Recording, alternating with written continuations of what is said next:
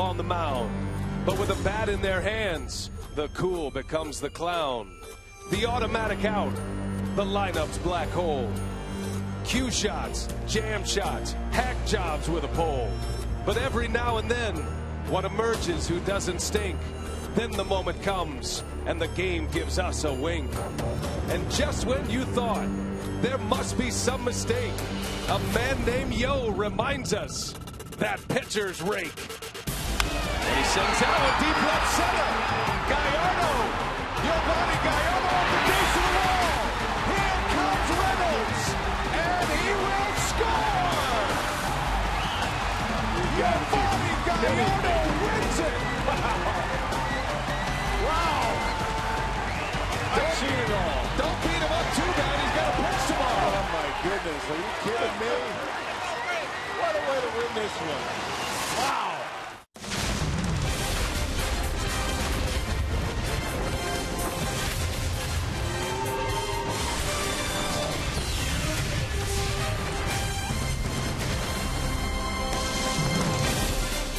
And we welcome you from Miller Park, Milwaukee. Sun is out, but it's a little cool, so the roof is all closed up.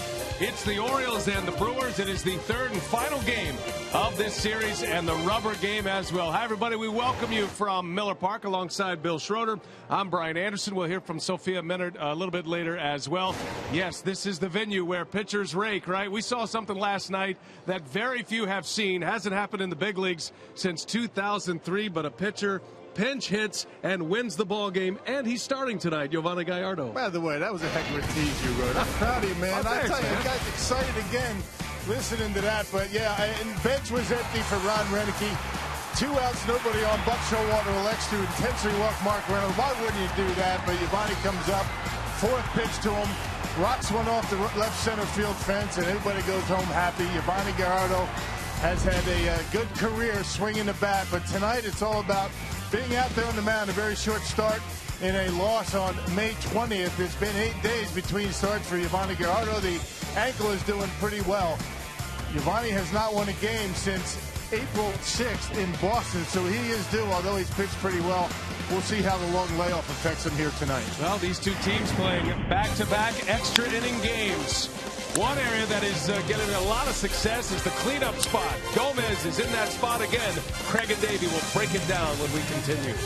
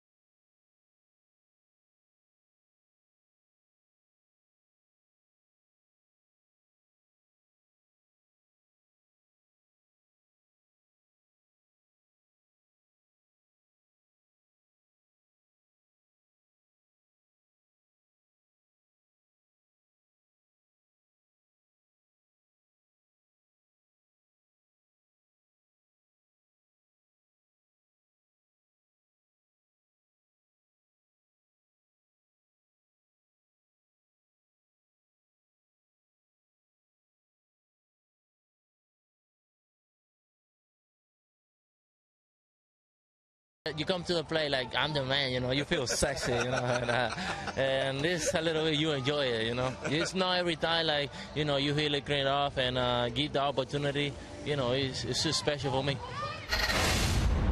That was 5 games ago when Carlos Gomez took over the cleanup role for the Brewers as the Orioles and the Brewers are set to battle here in this finale of this fun series. You know he's feeling good if he can tell Telly Hughes he's feeling sexy. That's for sure. But he's on a roll right now, David. There's no doubt about that. In the cleanup role for Carlos the last 5 games, this guy's batting .476. Well, I think the one thing about Carlos, you know, partner, is the fact that he knows himself now. I mean, this guy goes up to the plate with an idea, with a plan. He knows he can hit. He just knows he belongs in this game, and he is just coming into his own.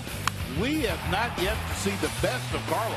I guarantee he's going to get a lot better. So, and he knows that too, and the way he approaches his game. So, cleanup spot has been awesome for him. Well, he hit a boomer of a home run yesterday, as it turned out, in the Brewer victory. So they are ready for Game 3. Brewers going for the series win next.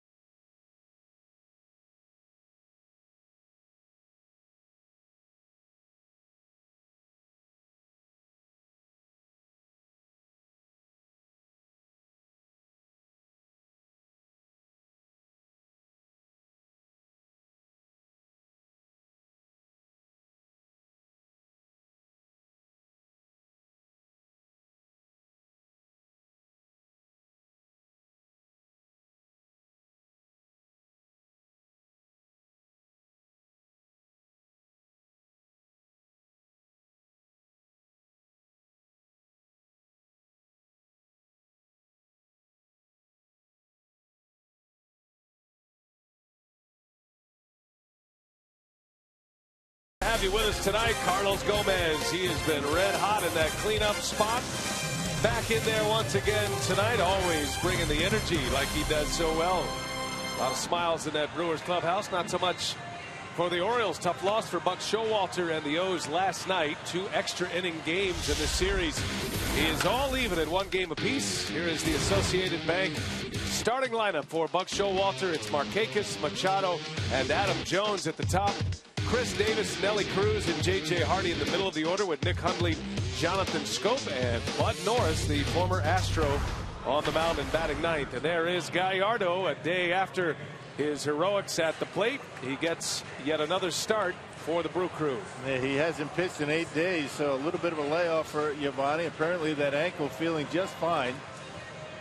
Running the bases pretty well last night, hitting that game-winning double. YOVANI hasn't won a game since April 6th against the Red Sox. It's been a while, although he's pitched well in the process. There you see his numbers. 11th start, first ever appearance against the Baltimore Orioles here tonight. Gallardo won his first 2 starts of the year against Atlanta and Boston. Did not allow a run in either of those 2 starts. Has 3 losses in the month of May, so trying to close out this month with a victory. And I'm sure his confidence is high after His game-winning walk-off double last night to win it for the Brewers in extra innings. First pitch is outside, ball one. Away we go from Miller Park. Jeff Kellogg calling the balls and strikes. He's also the crew chief. First base umpire Dan Bellino. That's Tom Woodring over at second, and DJ Rayburn at third. Nick Markakis starts it for the O's. Buck Showalter not altering his lineup, and he has Davis, his slugger and cleanup hitter, back in there tonight. Davis did not play in the first game of this series. He was away on paternity leave. Otherwise, the lineup has been consistent. Brewers were able to keep the big slugger and the home run champ last year quiet last night. He was 0 for 4 with 3 strikeouts. Yeah, you don't see much waffling with that lineup with the Orioles. This is a pretty good unit. Very good defensively, and they can swing the bats. They hit home runs. 1-2 to Markakis. Little jam shot, a flare, falling foul. And the count remains at 1-2 strikes. 28-year-old YOVANI Gallardo did something last night he hadn't done since he was in high school, he said. And albeit a very good hitter as a pitcher, you never expected Gallardo to end the game with a double. Brewers got in a position where they had already used all of their bench, all of their position players. Buck Showalter walked Mark Reynolds, knowing Roenicke had no choice but to bat a pitcher. Gallardo pinch hit for Frankie Rodriguez. Yeah, not often the next day starter is going to get in the game. I mean, that's kind of risky. Something happens, you don't have a starter for the next day. But YOVANI on a 2-1 pitch rockets one into the gap in left center right after Buck Showalter walked Mark Reynolds intentionally. I mean, that was a move that every manager would make probably in baseball. But he made a lot of moves last night that most would not. And most of the time it worked out for him. Didn't miss by much. Gallardo wanting that call from Kellogg. 3-2 the count. It was close. Well, the slider, let's see where it misses. The zone was very tight last night. Pitch number 6 off the plate according to Fox Tracks. Full count to the O's leadoff hitter Nick Markakis. And he missed again. Ball 4. An opening walk for Gallardo. Check out the Brewers as they line up defensively. Brought to you by Menards tonight. Not too many changes in that starting lineup. You got Reynolds over at first, OVERBAY, or I should say at third, OVERBAY at first, Scooter Gennett back in that starting lineup. There was a lefty last night. Davis, Gomez, BRAUN in the outfield. Boy, that Segura and Ryan Braun tandem 1 and 2 in the batting order has done well so far. And back in those positions here tonight. Roenicke certainly not messing with his batting order at this point. The Brewers have had double-digit hit totals in 7 consecutive games offensively. Last night had 7 runs on 12 hits. Lead runner on against Gallardo with Manny Machado at the plate.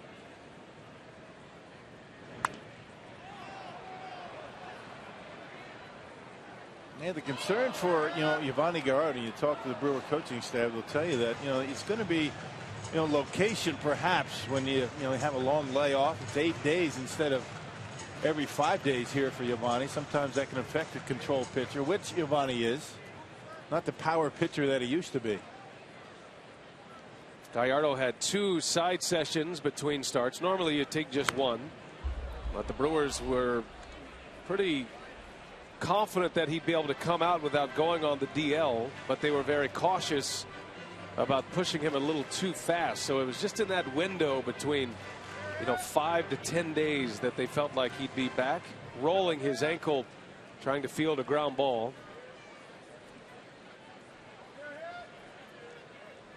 The 1-2 to Machado, inside a ball, 2-2.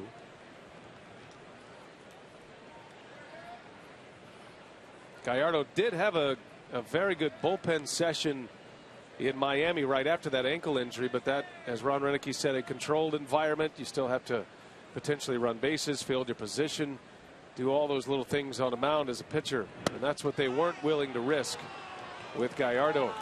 And he is unable to get that inside corner call from Jeff Kellogg.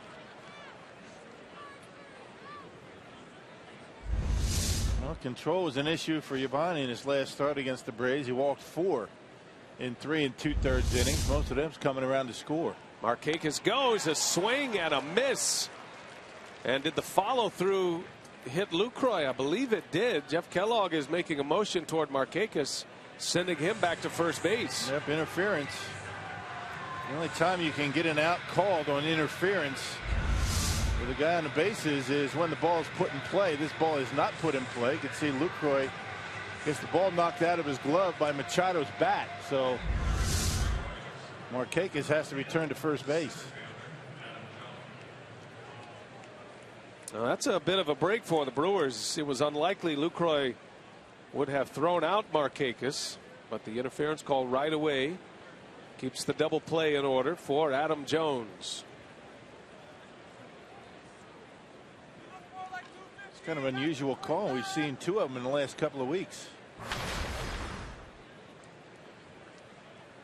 Now, was it Lucroy or Maldonado who had the last one? I'm trying to remember who was behind the plate on a swing. Yeah, swing came around and hit catcher right in the back of the head. I think it was Saltalamacchia. Oh, you're that right. Got hit. That's right. That was against the Marlins. Right. Saltalamacchia.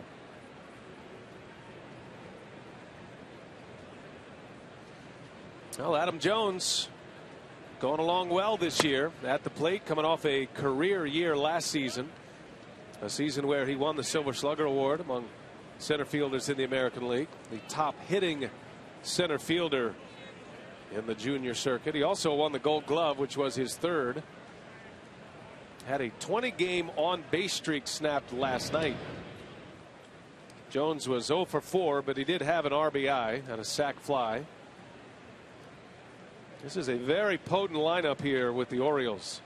You figure if they pitch a little bit, they're going to have a chance to make it to the postseason this year.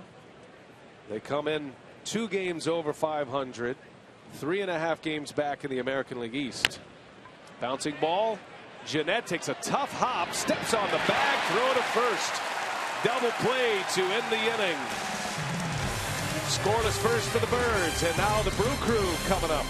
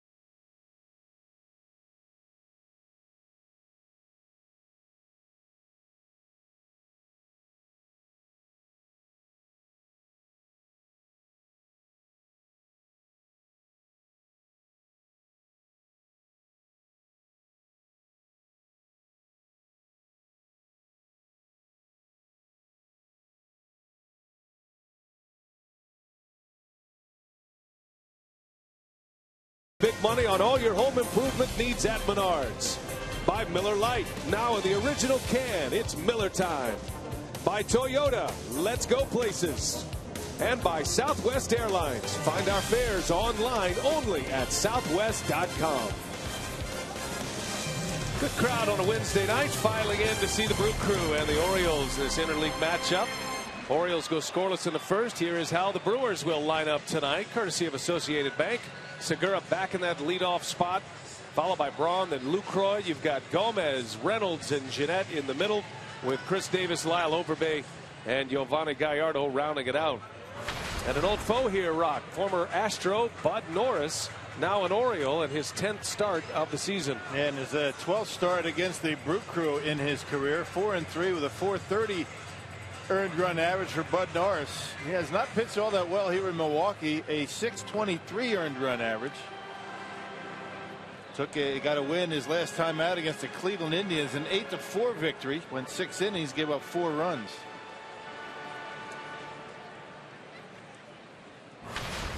Segura back in the leadoff spot once again tonight. This is his 7th game leading off, and has had great success there.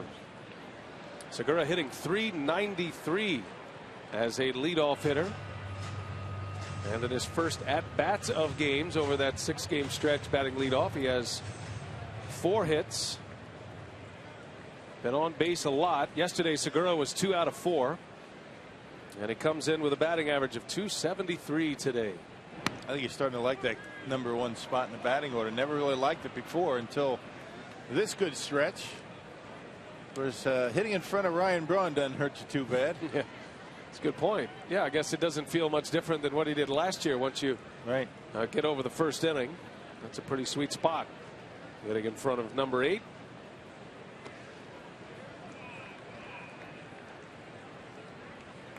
Now the Brewers have had some good battles against Bud Norris throughout the years. Norris, even with a very bad Houston Astros team, was always a guy that had a chance to give the Stros a win. That's his career against Milwaukee. 4-3 record. He's making his 12th career start against the Brewers tonight. As Segura goes to right, pretty well hit, but right at Markakis. And 1 away for Bud Norris here in the first. Let's check out the Menards Orioles defense tonight. Tied for the best fielding percentage in all of baseball. 23 errors is all for the Orioles. They're tied with the Cincinnati Reds. We got a bunch of Gold Glovers out there. You got J.J. Hardy, Adam Jones, and Markakis Gold Glovers. Nick Hundley has helped them behind home plate in the absence of Wieters. And Matty Machado, a good glove man over at third base. He also won a Gold Glove. Here's Ryan Braun with 1 out. Coming in batting .307. Braun with 7 home runs. He is driven in 21. Hasn't been quite himself dealing with that oblique injury, but he's managed it pretty well. Haven't seen the power numbers from Braun. Matter of fact, all 7 of his home runs this year have come on the road, and 3 of those came in a single game in Philadelphia in April on that first road trip of the year.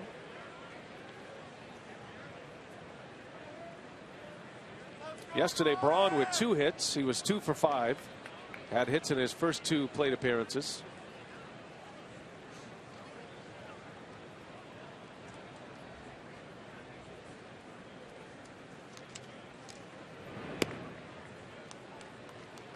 Yeah, Braun's had pretty good success against Bud Norris. 9 for 28, a couple of home runs. And Norris, one of those guys, when he was with the Astros, seemed to he'd be cruising along through 4 or 5 innings and then have a disastrous inning, give up 3 or 4 runs, end up costing him a game. He's always had good stuff, good fastball, good slider. He will throw a changeup as well, but not afraid to attack hitters. He's not going to mess around on the corners too much.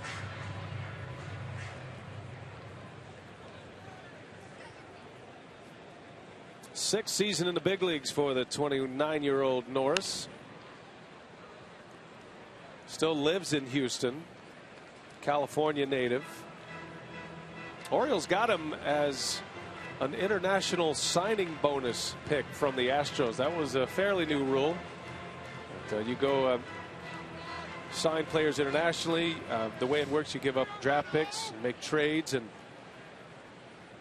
he came to the Orioles in that way from Houston. 3-2 pitch is down and in. Norris walks Ryan Braun. 1 out, a runner at first. And the red hot Jonathan Lucroy coming up. Lucroy is on a tear at the plate right now. He has hits in 9 consecutive games. He's hitting .459 during the streak. And that includes 6 runs batted in. Look at all the doubles. More than half of his hits during the 9-game streak have been doubles. And just check it out. I mean, he's going line to line with his base hits. He's very difficult to pitch to, very difficult to defend. You don't see much of a shift when Lucroy's up there because he will hit the ball anywhere. And just has a very good approach up there at the plate. That's about as straight away as you'll see any team play any hitter these days. Lucroy leads the league in doubles. He's tied with Paul Goldschmidt of the Arizona Diamondbacks. Starting play today. Jonathan fourth in the National League in batting. Troy Tulowitzki is the league leader right now. He's hitting .373 for the Rockies. Then Yasiel Puig, then Chase Utley, and then Lucroy.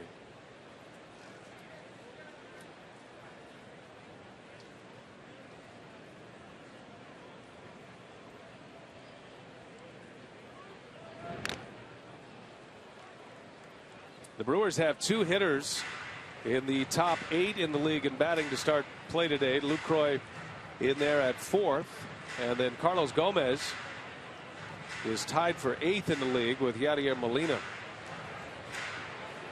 The guys started to swing the bats much better. You talked about what, 7 games in a row with 10 or more hits, and batting average is starting to climb. Good to see. You know, hitting all of a sudden, picking up some pitching. Overall, the Brewers hitting .253 as a team this year. And that's starting to move north. Had a rough series in Atlanta. Didn't swing the bats well against that tough Braves pitching staff. Next step for the Brewers offensively is some of the situational hitting and driving and runs with runners in scoring position. Those have been 2 of the flags that Johnny Naron, the hitting coach, has put up. I think that's a baseball-wide issue. I mean, even the teams that the Brewers play come in here on the road that have a rough time with that. You know, bunting has not been very good in baseball. That's just stuff you have to live with these days. Shouldn't, but that's the way it is. Yeah, pitching is definitely reigning supreme right now. Offense is down. I think it's going to start to change a little bit when it warms up. Start getting into the summer months. Hitters a little more free and easy. Pitchers certainly have the advantage, and it doesn't really apply here at Miller Park, but you go elsewhere and cooler temperatures, and that first month of the season, it's always tough to hit in the cold weather venues. Guys are throwing harder than they ever have, and you know, just as much of an issue for the hitters are these shifts that teams are putting on and taking away a lot of base hits. Check on Braun at first, and he was leaning. That's close. Braun just got back. And that's about as far as he can go on Bud Norris. A little bit late getting back, but slides to the outfield side of the bag and able to get in there safely. Braun has 3 steals this year. Hasn't been running too much. But if he is running, it'll give you a good idea that he's starting to feel better. And that oblique not bothering him as much. Another check on him. That's close again. Norris has an excellent move. Yeah, quick feet, pretty accurate.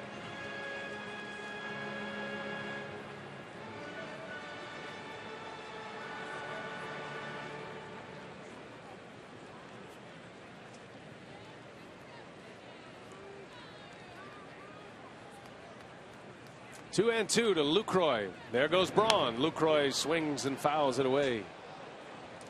Ryan got a good jump.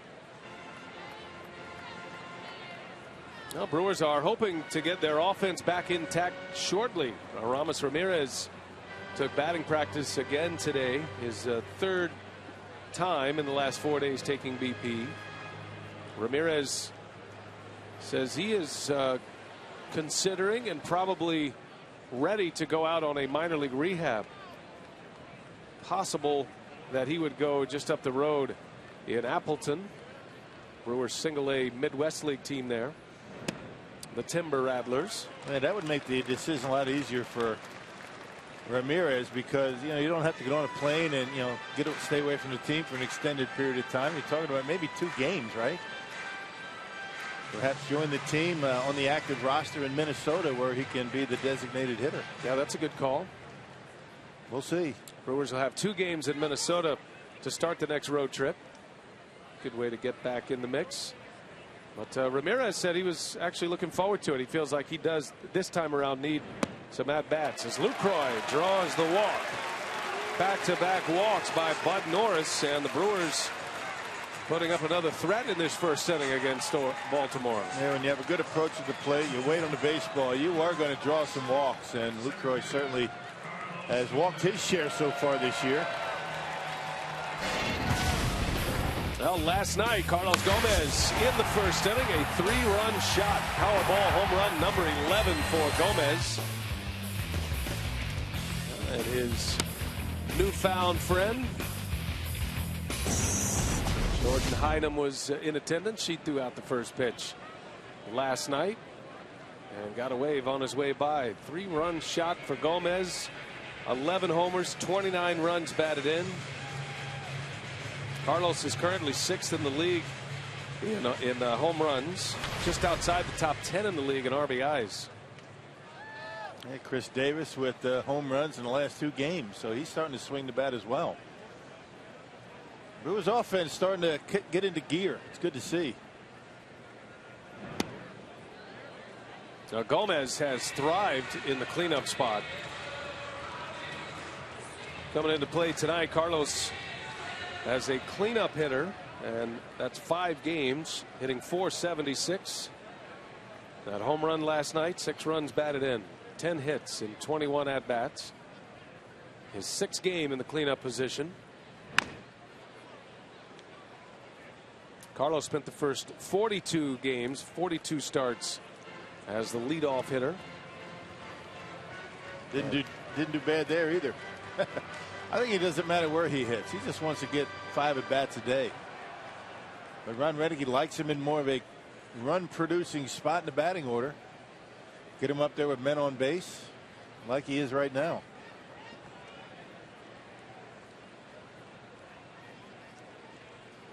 Two on, 1 out, back-to-back walks. And Gomez slashes one to right. Markakis cannot get there. Braun on his way home. And Carlos Gomez stays hot. The Brewers strike first tonight. It's 1-0. Yeah, a little flare down the right field line. Norris got in on his hands, but Carlos really doing a nice job pulling the hands in, trying to get the barrel of the bat on it. Got down in the trademark a bit, but dumps it in the right. And making contact and making something happen. So back-to-back walks, a base hit. Brewers take an early lead. And for Gomez, he extends a hitting streak to 9 in a row. And that's a hard streak. He's hitting around .450 during that streak with a couple of homers. It's not just one for us, is it? Right. Couple a night, it seems, for Gomez. Now you got Lucroy at second with Gomez at first, and here is Mark Reynolds. Reynolds went deep last night to take over the club high. Gomez homered in the first, and those two were tied with 11. And then Reynolds went deep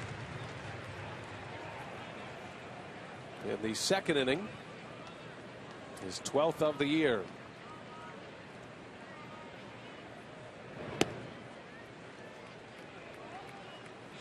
And while that home run was fun to watch, the chatter around the batting cage today was the line drive out that Reynolds hit. Manny Machado stabbed. Otherwise, you might not have seen YOVANI Gallardo in that game. Reynolds looked like he was ready to clear the bases. Machado made a great play on him. Yeah, if that ball gets over Machado's head, that's 3 runs. Oh well. Off the end of the bat, he popped him up, foul grounds, and Davis will make the call and the catch for the second out of the inning.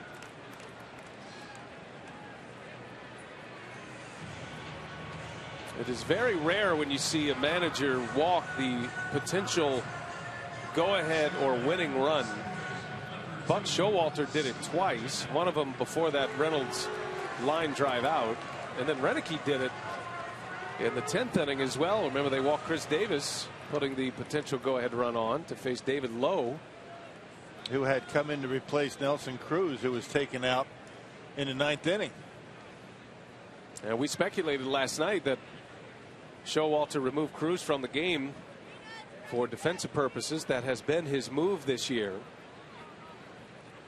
But Showalter told us today, or told the media today, that that wasn't the case last night, and that he removed KHRIS from the game because he had a little stiffness in the calf. Yeah, ordinarily, manager's not going to take one of his best, if not the best, offensive player in his lineup out of the game with a 1-run lead. Normally, you have 3-4 run leads, you might see it, but usually not 1 run. Of course, knowing Buck Showalter, he could be just pulling everybody's chain too. He's out there, isn't he? He's playing tonight.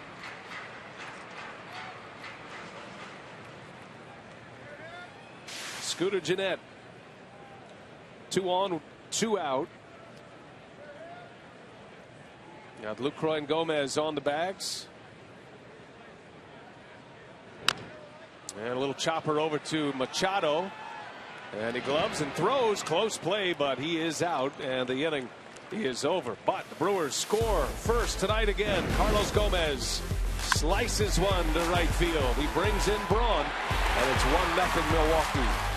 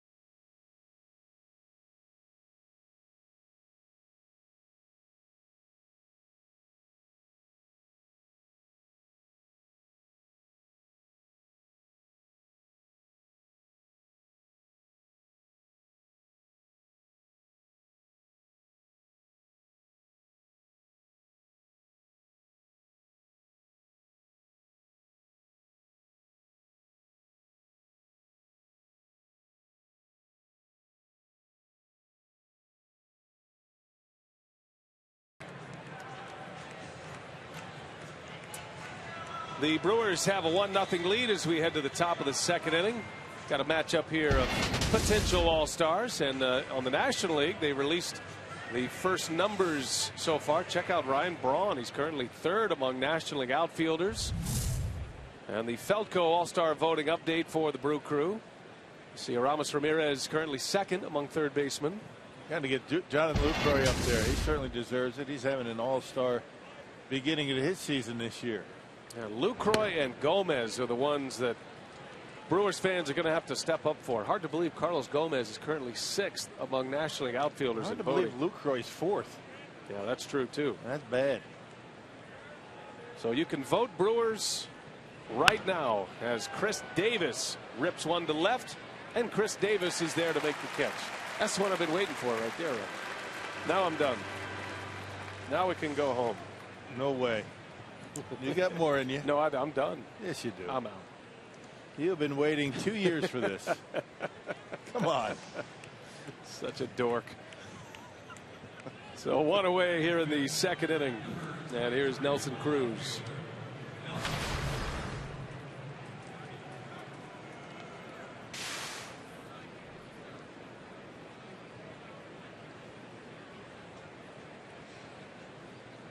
Cruz last night heading in that 5 spot behind Chris Davis, had a couple of hits. He was 2 out of 3. He homered. He hit his 17th home run of the year, which leads the big leagues. American League leader in RBIs as well with 46. You can see his name dotted all through some of the big power numbers in the American League as Cruz sends that one to deep right center field, and this ball's gone. Nelson Cruz hits another one out. That bad calf and all, right? Oh, this guy can hit. No doubt about that. 18 home runs now for Nelson Cruz, and just continues to hammer the baseball to the opposite field. Check it out, a fastball out away from him. He loves to get his arms extended. Down and through, head stays on it. Look how nice and easy he swings. I mean, nice follow through, and ball just jumps off his bat. Well, he is on a home run tear right now as J.J. Hardy takes strike one. Cruz now has a 9-game hit streak, and he's hit 6 home runs in that streak.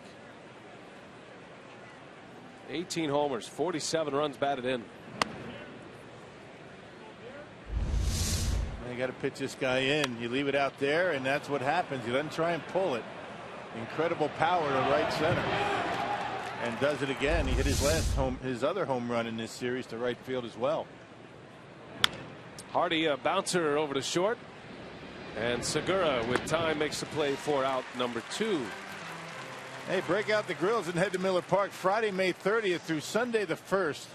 That's actually this Friday and Sunday coming up to see the Brew Crew take on the Chicago Cubs in what's sure to be an entertaining series. Call 414-902-4000 or visit Brewers.com. Yeah, the Cubs coming in here second time this year, and Cubbies took 2 out of 3 from the Brewers in Wrigley Field a couple of weeks ago. The Cubs are already done today. They had a day game in San Francisco. They got shut out 5-0 today. Probably on their way to Chicago and then to Milwaukee, you would imagine. Or do they play tomorrow? Let me check that. Yeah, the Cubs are off tomorrow. Nick Hundley fouls it away. The newest Oriole, his 3rd straight game with Baltimore after being traded from San Diego. Had the game-winning hit on Memorial Day, Monday, in extra innings. I saw a note where Yasmani Grandal, the current Padres catcher, is now injured. So San Diego accommodating Hundley and feeling like they're trading from a position of strength, trading Hundley to the Orioles, and now their starting catcher Grandal has a thumb injury. He just can't stay on the field, can he? Suspension last year, injured again. He's got a lot of ability, but doesn't really do you much good if you're not playing. Hundley's got to feel like he's got new life here in Baltimore. Matt Wieters, their star catcher, could be out for the season with an elbow injury. Might require season-ending surgery. They're still waiting on another opinion on that. That's a huge loss for Baltimore. He's one of the great catchers in the game, both sides, offensively and defensively. So they had a need there, sensing that Wieters was not coming back, and they struck quickly at the end of May to go pick up Hundley.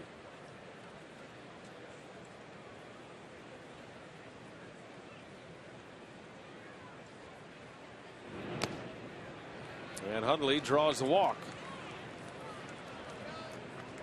So Gallardo has issued 2 walks.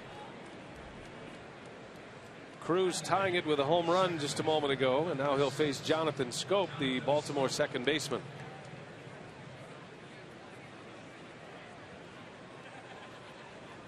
Got to be careful here. You got Bud Norris on deck. Schoop, the number 8 hitter, had a big day here on Monday.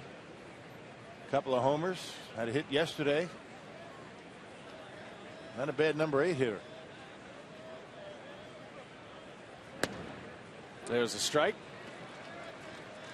Jonathan Schoop from Curacao, 22-year-old second baseman.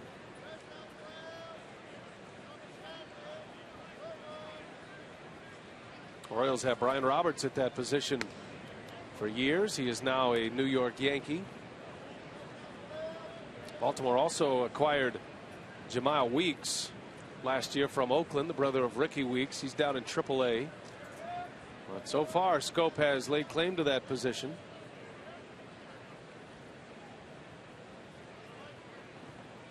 The 1-1 pitch. Jam shot roller. Reynolds goes to second for one, and that will do it. The easy way for Mark Reynolds. But a runner's in on a cruise homer, and we're all even at one.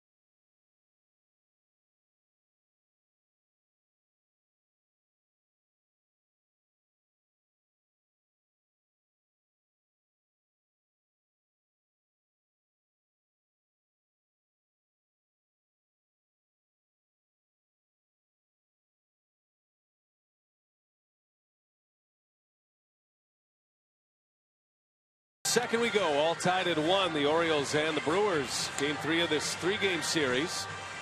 And our carsoup.com trivia question: which 4 Brewers shortstops have made an all-star game appearance with Milwaukee?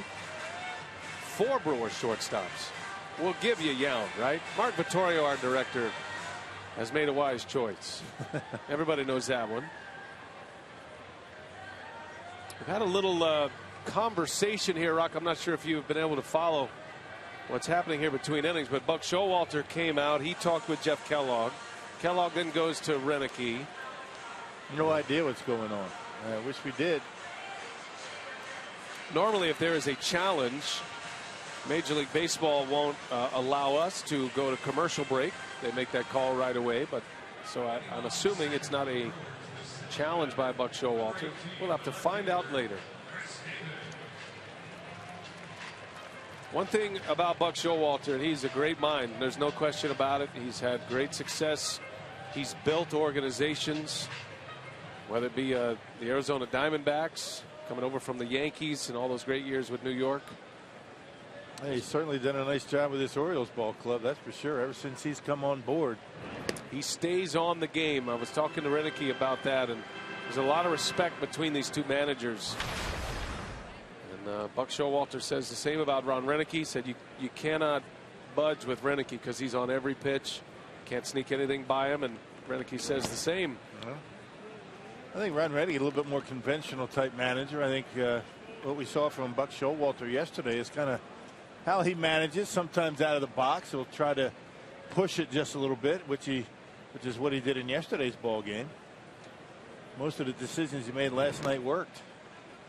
The only one that didn't was walking Reynolds and bringing up Yo. Who in their right mind would do that? And that's the most conventional of the moves that he made last night.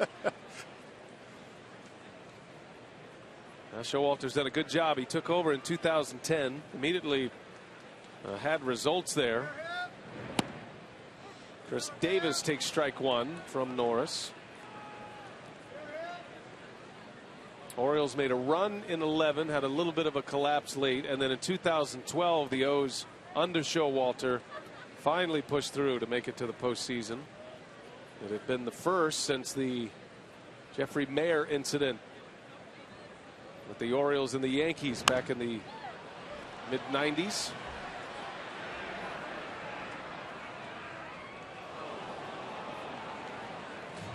It's good to see Camden Yards full again, though. They're drawing well. I've had a chance to go there over the last couple of years after Buck took over. Their fan base believes in their organization and the direction that they're heading. And they look like they have a good team this year. They certainly have the bats. They have the bench. They are going to be able to slug with anyone in the American League. I think that American League East is wide open as well.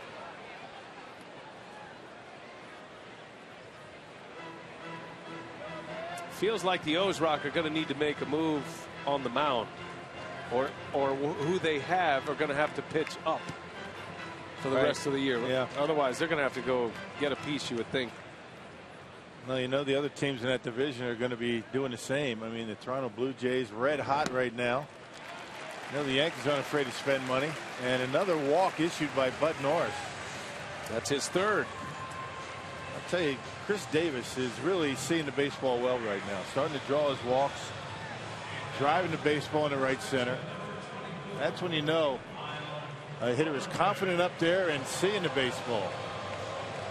5 for 8 his last couple of games, and that includes a couple of home runs. He's homered in each of the first 2 games in this series.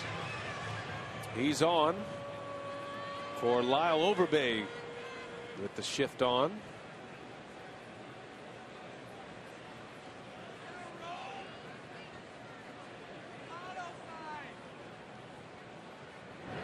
And Overbay shows bunt. You've been calling for that the last couple of days. Did you have a chat with him? I did, actually. Nice. I talked to him down there. I asked him if is it tempting to get down there and drop down a bunt. He said, I'm not sure if we're going to bunt. Maybe just try and punch one in that direction. And that's exactly what he did. Anybody else you want me to talk to tomorrow? I'll tell you what. I knew you had some clout around here, but I didn't know you were literally affecting how guys were going about their business at the plate. He has a lot of respect for Manny Machado, though. He said he doesn't like doing it with that guy because even with him standing where he is at short, he still feels like he can throw him out. He shows bunt again, and you wonder if Machado is going to creep in just a little bit.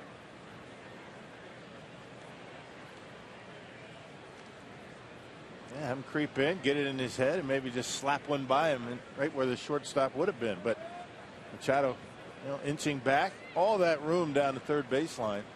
It's got to be tempting.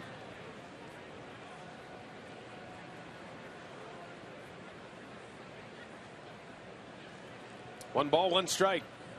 Overbay not showing bunt here, and he takes a pitch. 2-1.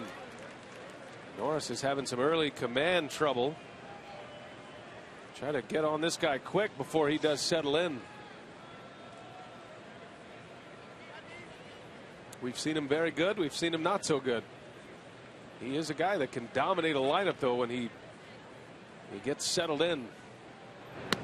But he does have meltdown innings. I mean, we talked about it. We've seen him when he was with the Astros. I mean, he'll cruise along. Seems as though he's going to have a terrific at, and all of a sudden he'll hit the wall. 5th, 6th innings, he'll give up a big number. And it will end up costing him either a decision or a win, one of the two. Pick up a loss. But he's got great stuff. Just hasn't had a whole lot of success against Milwaukee, particularly here at Miller Park. Earned run average for Bud Norris at Miller Park over 6. He's making his first start here in 2 years. He last started in 2012. That was at the end of July. There's a lot of talk about Bud Norris a couple of years ago. I remember that 11 and 12 season discussions about making him a closer. 2+ pitches, the fastball and the slider. It was always the third pitch that you need as a starting pitcher. That was a bit in question for Norris. Overbay hits that one sharply deep left center field, and that is off the base of the wall. Davis will stop at third, and Lyle Overbay with a double.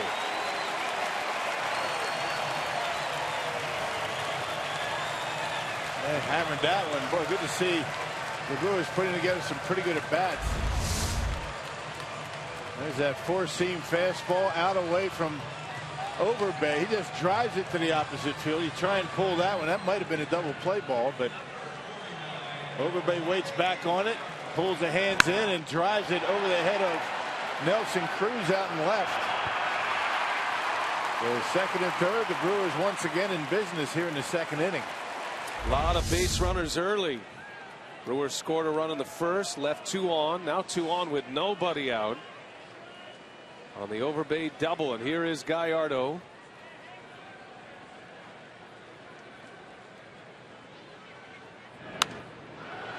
It would be only fitting if Gallardo drove in a couple of runs here after what he did last night.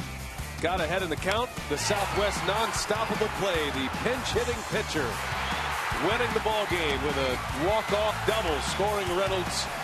And the Brewers go home happy last night.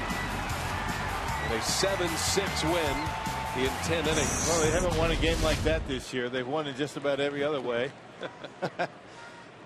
What a great finish to a ball game. Crowd fired up, weren't they? Got the Gatorade bucket dumped on him during the interview at the end of the game. Sophia was able to escape without any damage. It was especially satisfying when you consider the Brewers led 5-0 and then let it get away. They're trailing 6-5. Lucroy tied it in the 9th inning. Gallardo won it at the plate in the 10th.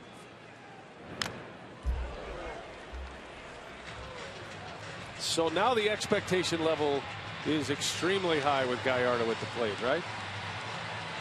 And by the way, Gallardo's double last night, just his 2nd hit of the year. He had been 1 for 14 at the plate. Not exactly rolling along at the plate. And not like his early days with the Brewers. An offensive force. A Silver Slugger Award winner in 2010. And down he goes. A strikeout. Gallardo is gone. First out of the inning for Bud Norris.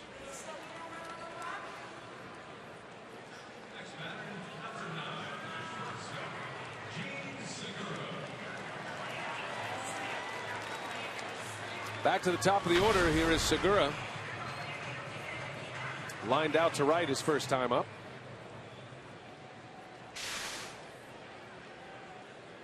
And now you start getting into some of the situational hitting we were talking about earlier, Rock. Opportunities to drive in runs with outs. Got a runner at third and 1 out. A lot of ways to score them. And SEOURA lines one, caught at third. Man, oh man, what a play by Davis. Well, how many times have we seen that? We saw that yesterday with Reynolds late in the ball game with Machado snaring one. And how about now you get Chris Davis doing it? Now this is a very good defensive ball club. And that's a heck of a play. That saved 2 runs right there. Wow. Well, these guys can flash the leather. 2 very good defensive clubs at it in this series. Saved 2 runs. And an extra base hit, maybe a triple. Yeah, SEOURA can't believe it. He's lined out twice tonight. He's 0 for 2. So now 2 gone with Ryan Braun coming up. And runners still at 2nd and 3rd.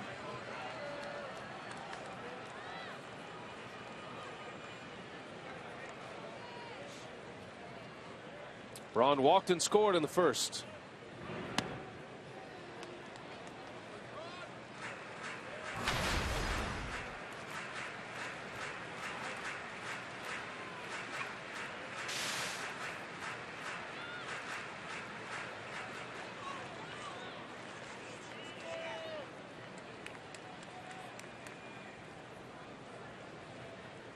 Davis and Overbay on the bags, and there's strike 1 from Bud Norris. And another guy that the Orioles really don't have much of a shift on. Pretty much straight away in the infield and the outfield. That's because Ryan hits the ball all over the diamond. Don't see that very often these days.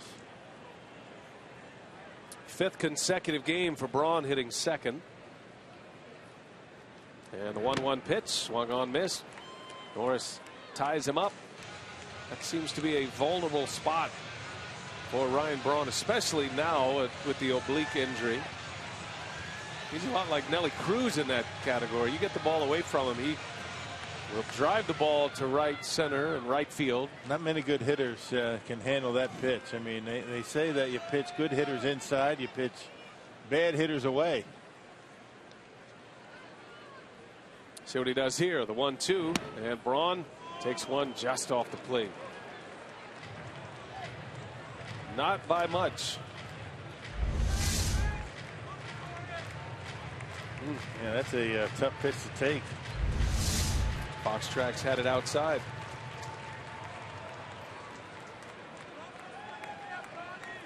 Norris has walked 3. He's given up 2 hits. Braun trying to put the Brewers back on top here in the 2nd inning.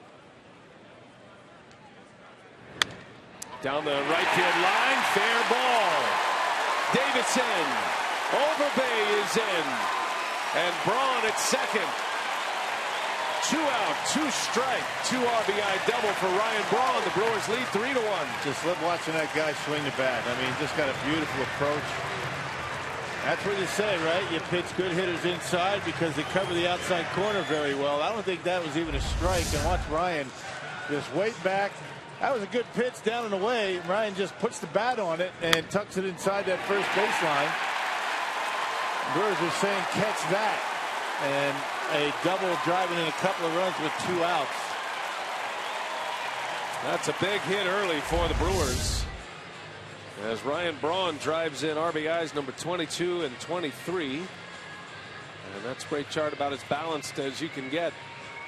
It's going to draw a visit from Dave Wallace, the Orioles pitching coach. This offense is really starting to put together some good at bats. I mean, they're not always driving in the runs, but the approach is much better. They're not flailing away trying to hit home runs. They're shortening up, taking a pitch and driving it to the opposite field. Just about everyone up and down that lineup's doing that. So here is Lucroy now with Braun at 2nd. 3 runs on 3 hits as we play in the 2nd inning. A couple of doubles in this inning, Overbay and Braun. And Braun takes off, and no throw. He got a huge jump. Pitch was called a strike. Braun steals 3rd base. That's his 4th stolen base of the year. He knew he could make it. And Lucroy knew that he got a great jump. He let it go. It looked like a pretty good pitch to hit. Let him steal it. Now he can drive him in for 3rd base. And with 2 outs, those are the stolen bases you have to make. You can't even have a risk of getting thrown out. Braun got a great jump, swipes it without a throw. Never make the 3rd out at 3rd base. That brings so much into play, and this really paid off last night for the Brewers with Lucroy at the plate, because the Brewers had a runner at 3rd base. Even though there were 2 outs, Lucroy hit the little dribbler along 3rd, and Machado couldn't make the play. The run scored. The game was tied.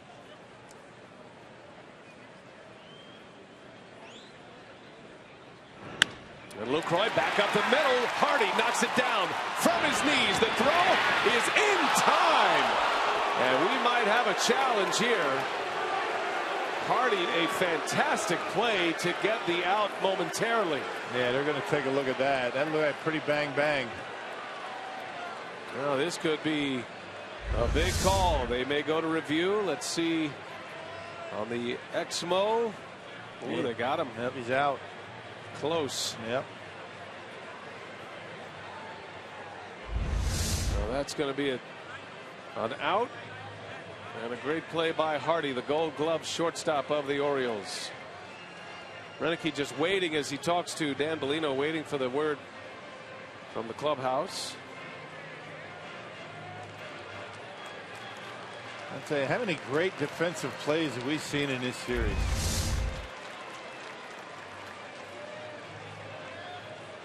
That's a run saver from Hardy off one knee. I think the first look we had was the most definitive look at it. And there it is right there. He's out. I mean, by a split second he's out, but it looks like he's out. I remember we talked about when does the right there. When is it a catch? You see the glove move. It's not when the glove wraps around the baseball. It's when the ball makes contact with the leather. Not sure what they're talking about here.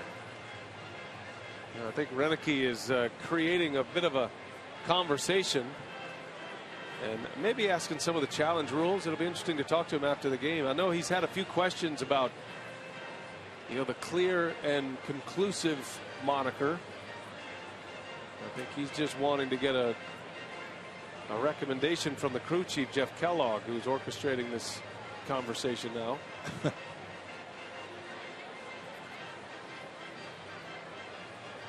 Well, Lucroy's walking in the dugout, if that's any indication of what's going on.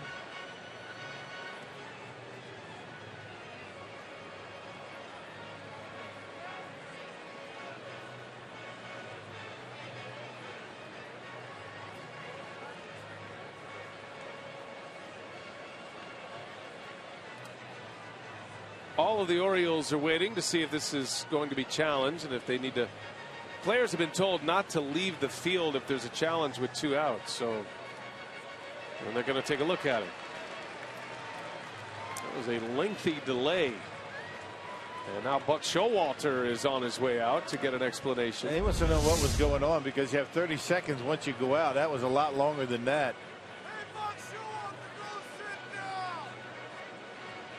It looked to me like he's out. I don't know what the confusion is. Ron Renneke is going to go to the replay, and we'll see what the umpires in New York have to say about it. So Kellogg explaining. The call is out. The inning is over, and they challenge this one. Now, while all of that was going on, the replay officials in New York are look at all of these replays as well, so this hopefully won't take too long. There's been a little bit of a delay here. I'd love to know what Ron Renneke had all 4 umpires talking about. We haven't seen that regarding any decision on replay or not.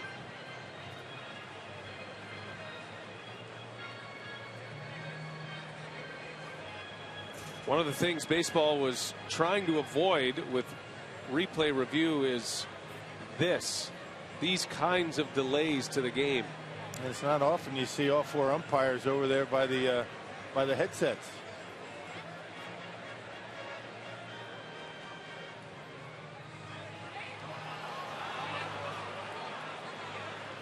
Well, the Oriole defense just saw the replay on the scoreboard. They're walking into the dugout.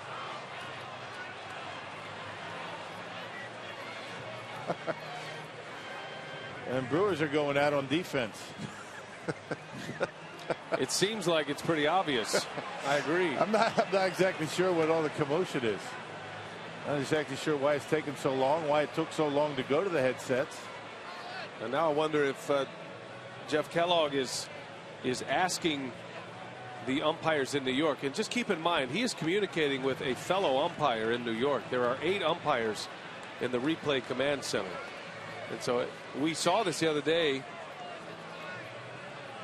with Field and Colbreth in Atlanta, that he went what he called an administrative challenge, like asking if you can do certain things. I'm sure Renneke has brought something up, wondering if he can do something with a challenge. We'll just have to wait and find out after the game what this is all about. But everybody seems to feel like this is going to be an out call. The Brewers are already on the field.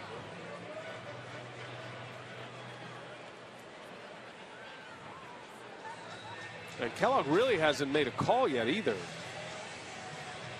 So we need to pay some bills. We'll take a break. Come back for the third.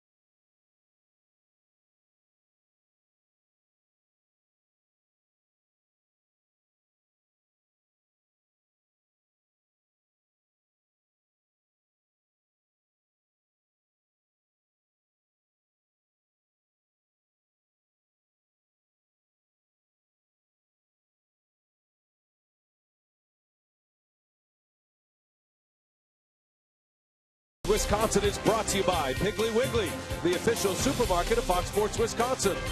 By Marshfield Clinic, don't just live, shine. And by First Supply, with 115 years of service and 28 locations, professional contractors choose First Supply. And we welcome you back, Miller Park, on a Wednesday night. 3-1, the Brewers have the lead as we go to the third. And we're joined by Brewers general manager Doug Melvin. Great to have you with us. We always like to catch up with Doug at least once a homestand, and it's nice now that the Brewers have the lead. And we won't even put you on the spot. We were just talking. You have no idea what that discussion was about. No, my appearance was delayed here. And that I have no idea what was going on. We'll have to have a press conference later and determine. But anyways, we got a couple runs that inning, and I'm sure we talk about games. There's always something to talk about in Brewer baseball games, and that's what's great about our sport. Yeah. Whether it's the tough loss like the night before, or the nice win we had last night. Since we're just coming off this situation, which, by the way, they announced there was no challenge for Ron Renneke. If you're keeping your challenge scoreboard at home, the manager still has one. How do you think the replay review system is working at this point of the year? Well, I think it's worked real well. I think that the main purpose of instant replay was to get the obvious bad calls right. But there's always going to be the close calls, regardless whether there's replay or whether there's not replay. Here's Segura take care of the pitcher Bud Norris for the first out. Yeah, there's always going to be the close calls in any sport, and you can have as much replay as you want, but there's still going to be very close calls. And even on those particular calls, you can show replay, and you still have 3 and 4 people. We sit up in the suite and have a disagreement. But the main purpose is to get the bad calls right, the obvious calls right. That's the most important thing. But the replay is not going to totally avoid some kind of controversy or close calls. But I think we've seen in Brewers games anyway, the umpires have been proven right most of the time. I think that kind of bears out, and it kind of exonerates the umpires. I think they're all for it as well. Yeah, there's a lot of people that are involved in these things. The first off the play happens. Sometimes you see the player turn around. Hey, I want a challenge. The person who does get off the hook a little bit is the umpire, because now there's someone in our replay booth. He's got to give the information to Jerry Nairn. Jerry Nairn gives a thumbs up, thumbs down to Ron, and then you got to wait for the call out of the commissioner's office. 2 up and 2 down for Gallardo in this third inning. Yeah, out of their replay room. So there's a lot of people involved over a short period of time of about 30 seconds or so. Right, you got to be very pleased with the way the offense is starting to come around. 7 consecutive games with 10 or more hits, and finally taking some of the pressure off this tremendous pitching staff that you've put together this year. Yeah, well, the pitching's been very good, and our offense has been, I think, better. Whenever you don't score for a few games, you always wonder, but it's going to happen. Guys are going to go in a little bit of slumps here and there, but I like the way the offense is coming around right now. And I think the other thing is we've played some pretty good teams. And you go into Atlanta, they're a tough team at home. We went into Miami, they have the best record at home. They both have good pitching staffs. We're playing the Orioles, who are the team that's got a chance to a playoff team last year. So we're playing very good teams. There aren't any easy teams in the major leagues this year, and so you got to go out there and play every game and every series to try to win them. And our offense, I do like our offense. I do think there's some good balance. Mark Reynolds has played well. I think the biggest thing with our ball club, our improved pitching, has been our improved defense. I don't think there's any doubt that on our corners that our defense has been very good this year. Gallardo missing inside on Manny Machado. Mark Reynolds has been a great find. What'd you see in Mark Reynolds? And I'll throw LYLE Overbay in that mix as well. When you were out scouring for bench players this offseason, what'd you see in these two guys? Well, the thing that we wanted to improve on a little bit, we wanted to add a little veteran presence to our club on the field, but also in the clubhouse, and both of them bring that. Machado in the right, and routine for Ryan Braun. Can you stay another half inning? Sure can, yeah. I have an explanation on the challenge, by the way. Okay. We'll give you that when we come back for the bottom of the third.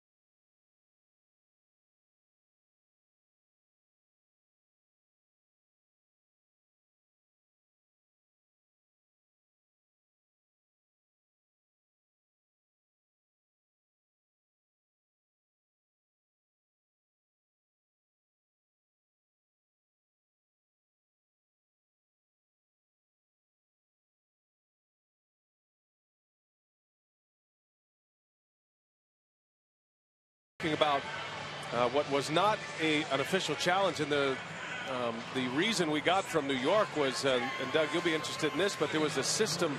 One of the systems in the clubhouse was down. I'm assuming it's the Brewers system, Rock. So yeah. Renicky didn't go out to challenge the call. He went out to wonder what's next administratively if they don't have a replay system. Do you right. take both away from the club, from both clubs, or how do you operate? And that's why there was such a lengthy delay. Yeah, certainly a disadvantage if one team has it, the other doesn't. So maybe you shut down the Orioles system, or Ron Renicky just is allowed to go out and ask for a replay no matter what. I don't know what that happened. Doug, any information on that? I can't help you. I don't do any administrative work after 7 o'clock. I just watch the games. That's where we start. Yeah, right. Doug Melvin, Brewers I will GM try to with us. find out. Nice. How about the GM? And this is the way we feel, but I think this is part of the replay system, right?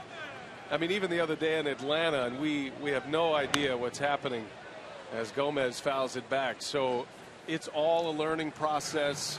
The communication back from Major League Baseball to the broadcasters, to the general managers, or back to the venue is ever changing as well. It's a working process. Yeah. It's a fluid. It might, replay might not look like it does right now. 4 or 5 years from now, who knows what it's going to be. Well, they knew that John Sherholtz, Joe Torre, they did express the fact that there are going to be kinks in it the first year, maybe even the first couple years. So we did get a memo the other day. I've been in the draft room with Bruce Side and the scouts. There was a memo came out the other day that if the systems went down, what they would be doing, and Joe Crawford, Brian Polowish, Scott Campbell that work downstairs, they will know what transpires with that, and we can find out later on, and Ron will be able to address that for everybody. Gomez hit by a pitch. And by the way, another explanation has just come down. This is good, Rock. This is a first for us. But if a system is down in one of the clubhouses, you can still use a challenge. Everything is up and running as normal, except the umpires will give the team that's system is down extra time to go back there. So that explains why Jerry Narron left the dugout and went back in. I assume he's just looking at our replays at that point. So the television truck then becomes the replay system, and they give him a little. So I think if there is a challenge scenario that comes up for the Brewers in the rest of this game, they'll get a little extra time to go monitor that themselves, and whatever they can get, they can get. Makes sense. And the Brewers also have Joe Crawford down there who. Yes. So if you see Joe Crawford running out to the parking lot, running into the truck, you'll know that there's a chance of a challenge. This is so funny with sitting with you two guys. I mean, you guys are as old school as it gets. It's like the old Pony Express at this point, right? Gomez takes off, and he is in there. A stolen base for Carlos Gomez. So hit by a pitch, he swipes second, putting all of his skills on display here tonight. His 10th steal. Yeah, Doug, you mentioned all the scouts are in town, and the draft is coming up. How would you assess this year's free agent first year player draft this year? Yeah, we have a lot of scouts in town. They're going through their areas. It looks like there's a lot of pitching. We talk about the major league level, and even in the minor leagues, that some of the offense is down, and that's an indication also of the amateur talent that's out there, that offense is down a little bit, and there seems to be a lot of pitching. Again, there's also, you're very guarded with all the pitching, all the Tommy John surgeries that have happened at the major league level and in your minor league systems. It's happening also at the amateur level. There's been a couple players that probably would have been top 15 that have already had Tommy John surgery recently. So it's going to be reviewed. All our scouts are going to be up there. We got Roger Kaplinger handling the medical staff and the review of all the medicals on players. Tomorrow we have, I think it's about 30 players coming in for the pre-draft workout, and that's always fun. It's exciting for the scouts, and there'll be some good players coming in for that, and be here early in the morning. But the days are long. They start at 8 o'clock in the morning, and they're done till the games are over at night, and the guys are even up there sometimes till midnight. So it's a fun time for them, for all the scouts. It's a tough time sometimes for us in the front office. It's the only sport that has the draft in the middle of their season, and you're obviously have your eyes and your pulse on the big league club, on your minor league clubs, and with the draft. So But it's always exciting when you have an opportunity to go out and add some new players to a system. Here's Scooter Gennett with one away. One of my favorite scout draft stories is Gennett. I believe it was it Tim McElvain? Yeah. And Scooter was playing the role that he was still going to college. Florida State, was it? They all do that. And Tim actually went. Yeah. He went to Florida State and realized, oh no, Scooter didn't show up for his SATs. That's what it was. He did some extra spy work, and he knew Scooter wasn't going to college. Yeah. So you guys were able to get him. Yeah, you know, as you can tell by Scooter, he's a baseball player. And he'll, I guess he's playing in the big leagues now, so I think he made the right decision at this point. And, you know, the one good thing about baseball is that we can give a player the opportunity to go to college. We give them their scholarship also to a college if they want to go. If something happened, they get injured, they don't make it, they can always go back to school. And that's something that that professional baseball had. I do think it gave them a great opportunity. They got signing bonuses, but they're tough calls for players. They really are. Player has to make that decision. And not every player, high school player, not every high school player is ready to go to the pros. Right. And be in college. You know, somebody brought up a good little trivia thing. The number of Hall of Famers, 250 or 60, and how many of them are college players. Somebody said there's only about 11 or 12. Really? Hall of Famers, yeah. Small number. Wouldn't have thought that, yeah? Yeah, I would have thought there'd have been a few more than that, because I know that even, you know, Jackie Robinson. Right, Dave Winfield. Yeah, they went to college. Even some of the players back then, not as many players went to college back then, but just showed you a lot of the young, raw 17, 18-year-old players that we have a chance to develop into Hall of Fame type players.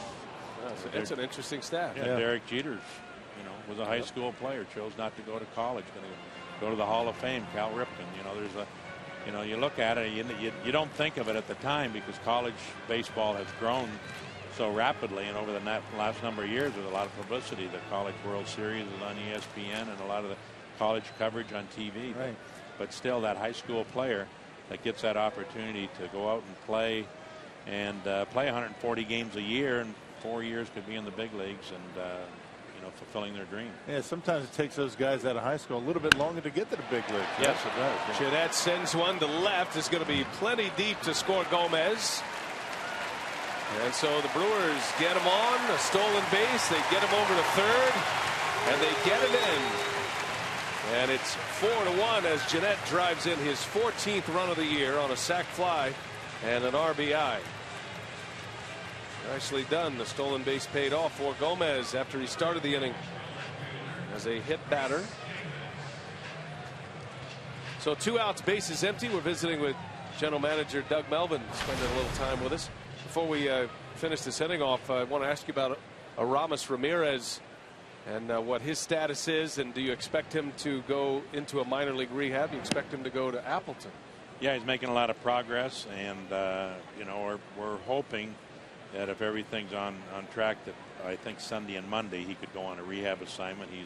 He's reached out and offered to do that. I think he wants to do that, and the weather's fine. Appleton's the closest place to go for him, and he can go back and forth. But I think we have a day game on Sunday in Appleton on Monday, so we may be having some breaking news for the Appleton people up there. But sell some tickets. Maybe back on the active roster, what, Minnesota? Well, yeah, it depends. Usually, sometimes after a couple days of rehab, you like to give them the 1 day off because they may be sore, and just to get acclimated back into the routine of working out with the team. So we'll make a decision then whether to activate them at that point. But we still got to keep our fingers crossed and hope there's no setbacks. Sometimes there can be a setback and that. But he's coming along pretty well. His spirits are pretty good, and it'll be fun to get him back in the lineup as our hitting is starting to come around a little bit, to be able to add a player of his hitting ability. Well, Davis, a line shot caught by Norris. Tough break for Chris Davis. And the side is retired. Brewers get a run. All right, Doug, thanks a lot. We appreciate your time and all your info. Okay, I'm going to go back to my office and read that memo. Okay? You got some work to do. Okay, report back. Thank you. At 0-1200. Nice. Doug Melvin, Brewers GM.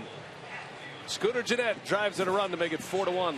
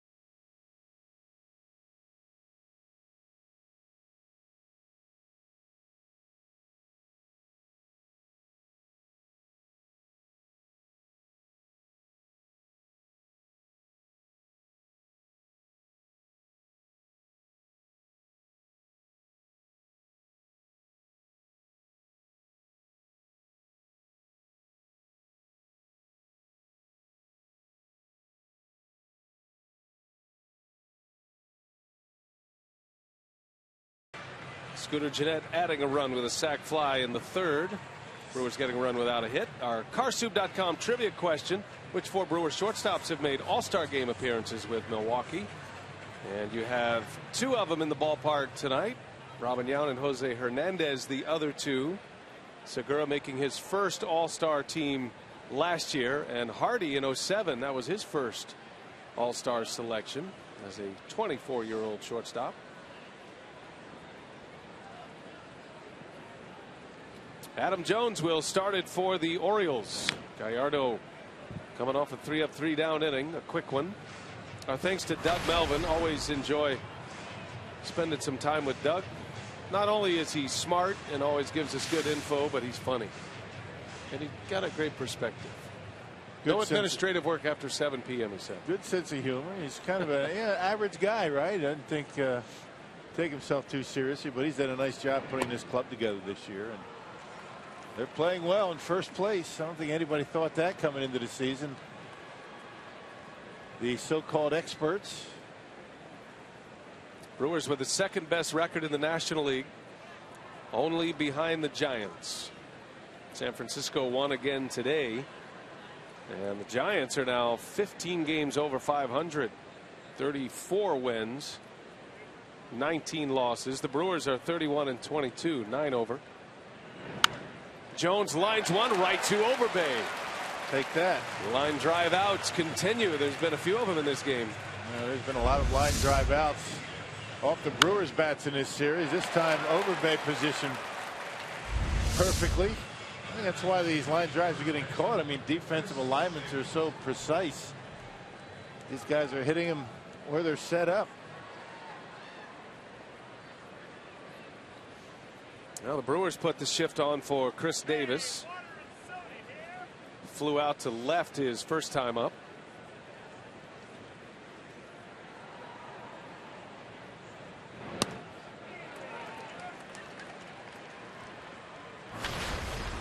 Baltimore's had 3 different series against the National League. They played the Pirates twice. Went 3-1 against Pittsburgh over 2 series, and then 1-1 in this series. So they're 4-2 overall against the NL. The Brewers swept the Red Sox on the first road trip of the year.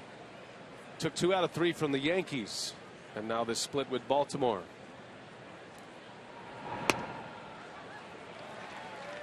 I think when the schedule came out, when we first saw it, and you're thinking, wow, what a tough year to have to go through the American League East. But the AL East has been pretty pedestrian so far. Now the hottest team in the game, the Blue Jays at the top of that heap. As Davis strikes out, Lucroy secures it. 2 up and 2 down for Gallardo in the 4th. Yeah, the homestand continues with matchups against the Cubs and Twins. And with Brewers dynamic deals, tickets are available for as low as $9. To find the best values on Brewers tickets, visit brewers.com/deals. And day off tomorrow, and then 5 games remaining on this homestand. Then the Brewers pack up and head out on the road once again. They're going to be on the road a lot. After this homestand concludes, it'll be 16 out of 19 on the road for the Brewers. 2 road trips broken up by a 3-game series at home against the Reds. Not going to see the Brewers around here much in June. Good thing you wouldn't want to play here at Miller Park when the weather's good. It all evens out. That means there's a lot of home games coming up. You got to look at the bright side. Oh, I thought I missed all those. Half full. No, you didn't. 2-0 to Cruz, and that one is in there. Cruz went deep his last time up. Home run to right center. He's homered in his last 2 games, and he is at the top of the list in the major leagues with 18.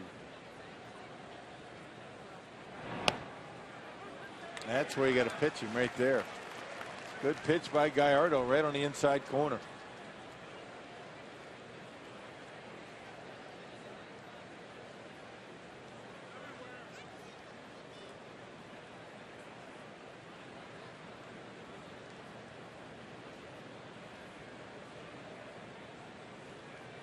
Here's a 2-2, and Cruz able to lay off the slider or the cutter from Gallardo. He calls it a cutter.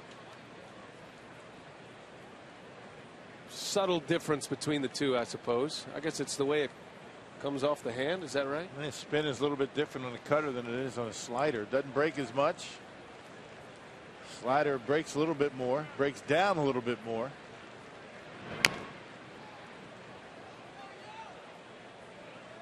But some that throw a cutter call it a slider and vice versa. Just call it a breaking ball. Short breaking pitch.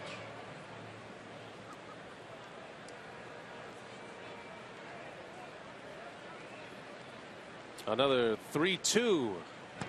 And that one misses inside. So Cruz draws the walk.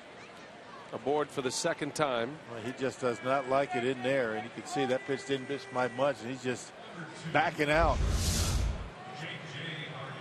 Trying to come inside. Just misses the inside corner. And Cruz draws a base on balls.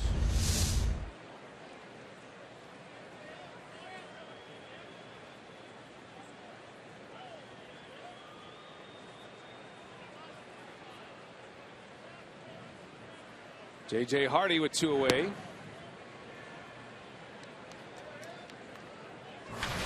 Hardy's been a hot hitter in the month of May.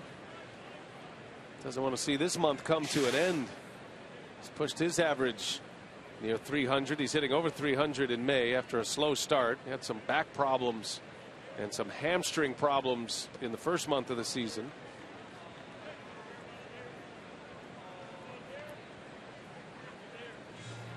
Lucroy is going to pay Gallardo a quick visit. Falling behind Hardy 2-0.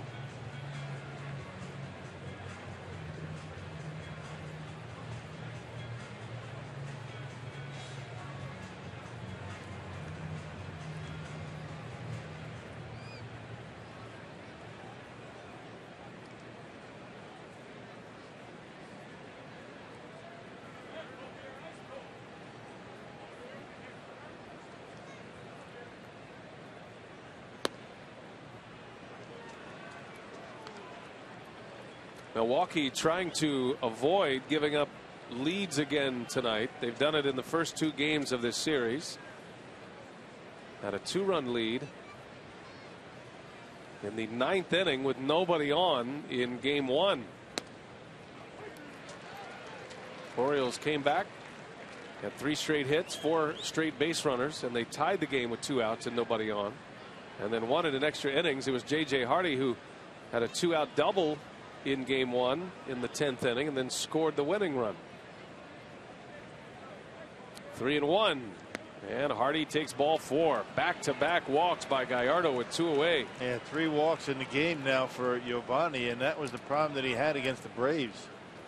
The base on balls.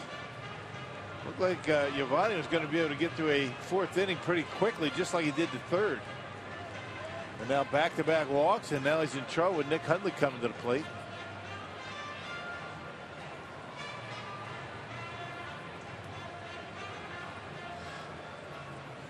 Pitching coach Rick Kranitz, who spent some time as the Orioles pitching coach prior to his stay in Milwaukee. Some encouragement for YOVANI.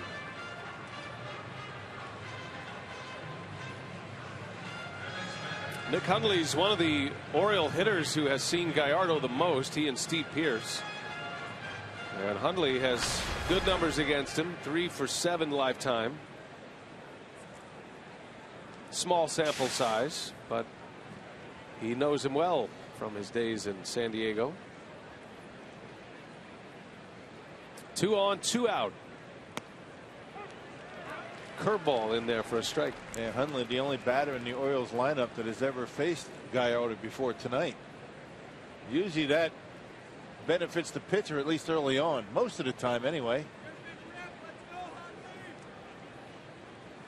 Got Cruz at second, Hardy at first. And nice play back there by Lucroy. Evens the count at a ball and a strike.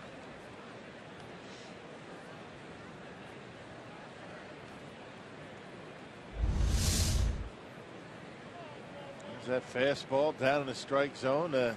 Tough to get the knees down, but Luker able to backhand it and keep it in front of him.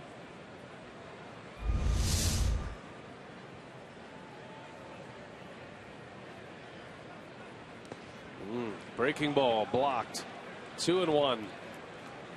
Gallardo has lost a little bit of command here, and again Lucroy goes to the mound.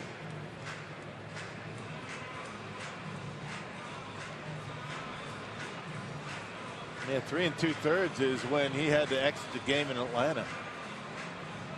Sprained his ankle on a comebacker. Tyler Thornburg had to come in for a 3 2/3.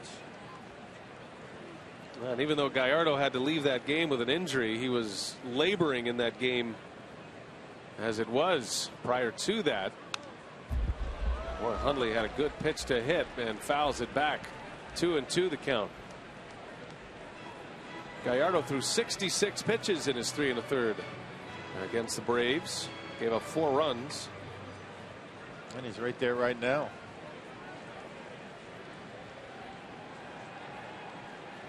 Orioles scored in the second on a Cruz homer to the opposite field. Gallardo has walked 3. Actually 4. He's walked 2 in this inning. Full count. This will put the runners in motion.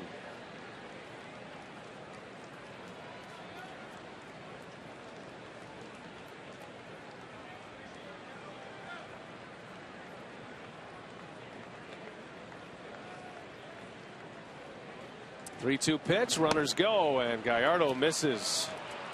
3 consecutive walks. Well, the Orioles haven't scored, but Gallardo is going to have to dial it in quickly now. Nowhere to put Schoop. And here's a guy that can give the Orioles a lead. This guy's got some big power out of that number 8 spot.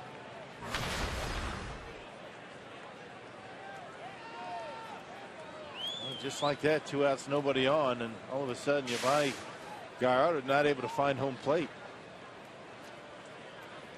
Gallardo got him to ground out his last time up. He jammed him.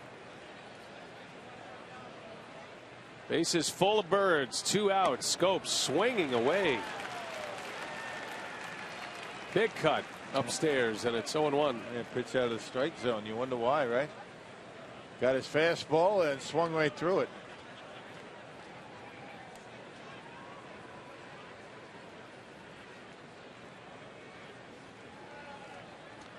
An anxious hitter at the plate. That corner has not been open for Gallardo. He's tried it a number of times. One of the toughest things to do is for a pitcher to work inside. Not a lot of margin for error in there. You miss out over the plate, they hit you hard. That one's in there. Fastball. Might have fooled him. At 93 on the radar gun from Gallardo, and it's 1-2 now. And missed in, and then he went back outside and caught the outside edge. All of those pitches right on the edges. 1-2 the count. Bases loaded, and Schoop beats one into the ground. Scooter Gennett will make the play, and Gallardo gets out of it. The Orioles strand the bases loaded. It's 4-1 Brewers.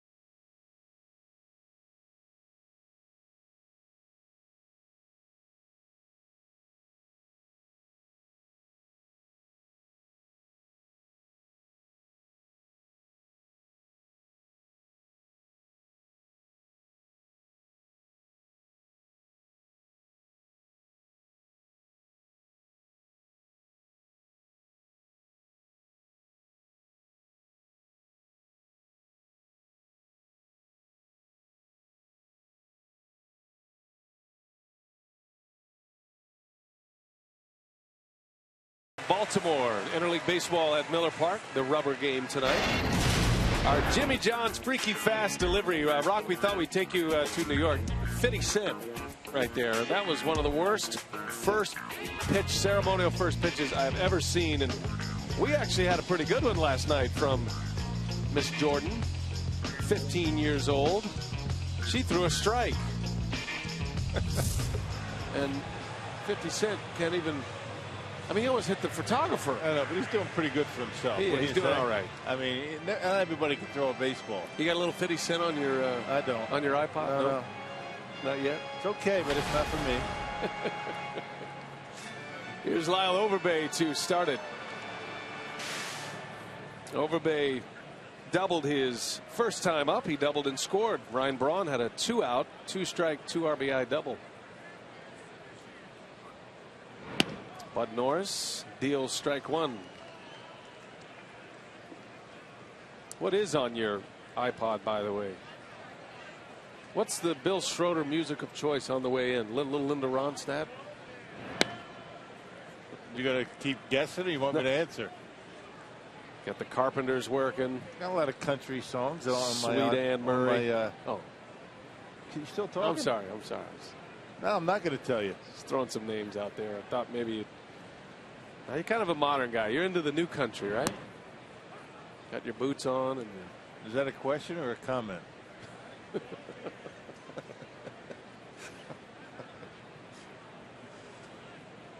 Today's Casual Wednesday. You know, day before day off. Oh, okay. Getting into the groove already. I didn't know that. Got the jeans, the cowboy boots. Got your big duster out. A little warm, a little cold, a little warm for that, but I've got one. I notice you have an off-road pickup truck, but it seems pretty clean most of the time. Doesn't seem like you're hauling any hay or going off-road at all. No. It's all for show.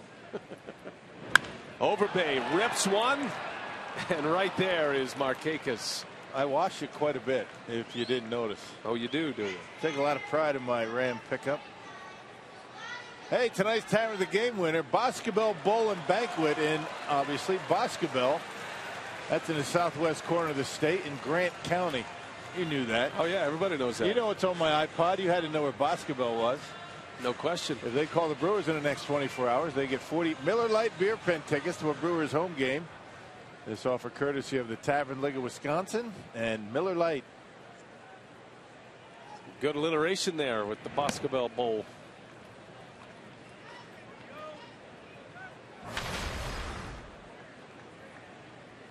Gallardo's second trip to the plate. He struck out in the second inning. 4-1 Brewers.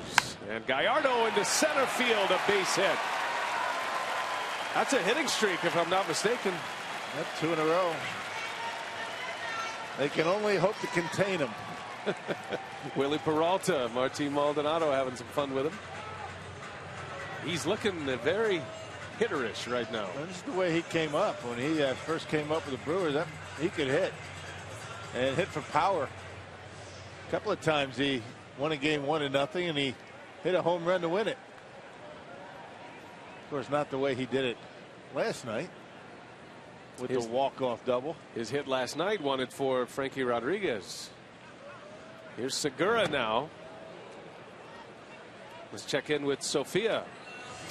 Brian, before today's game, Ron Renneke, talking about moving Siggy to the leadoff spot, said it was something that he kind of borrowed from Joe Madden, the Rays manager, something he did with Evan Longoria last season, that he was in a slump, so he moved him to the leadoff spot and started hitting well. So he thought, you know, when you move a guy, put him in a different situation, he's looking for different things. It helps take his mind off if he's in a slump, and so far that approach has worked out for Siggy. His last 6 games in the leadoff spot, hitting .393 and scoring 7 runs, so it's definitely paid off. Isn't it amazing though, just to move a place or a spot in the lineup, even though you're basically going about your business the same way, but it's almost like that line in the sand. You know, you can start fresh even though your batting average is what it is, but now you can stay, well, as a leadoff hitter, it's this or it's that, and it makes a difference. Such a psychological exercise this game. It'll beat you down if you let it. Yeah, it's important for the manager to place hitters in the batting order based on what they do well, not the other way around. I mean, you don't put a guy in the leadoff spot and expect him to change. It just doesn't happen that way. Segura, a pretty good leadoff type hitter. The only thing the Brewers would like to see more of him is maybe draw some more walks, but he makes contact. He's got good speed. He hits the ball the other way. That's what a leadoff hitter should be. But to expect the on-base percentages, you know, back in the old days, like Ricky Henderson, 400. I think if you have an on-base percentage about 350, that's considered to be pretty good these days, even for a leadoff hitter. And Segura is at 299. His batting average is 270. Has just 6 walks this year. Chase that one. Foul territory. Going to be close. Coming down the dugout. 3-2 on Segura.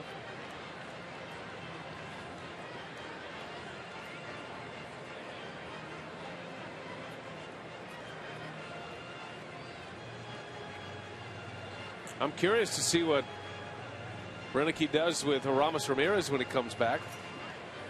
I guess it all depends on how this batting order is faring when he does return. That could be later on this homestand, or it could be in Minnesota. We'll see. Put him in the 5 spot. Maybe put Ramirez in the 5 spot, Gomez, or in the 4 spot, Gomez in the 5 spot. Then you drop everybody down, and then the lineup is really cooking. Ground ball to second. Scope to Hardy in time for a double play. That ends the inning. But Norris through the 4th. It is 4-1 Milwaukee.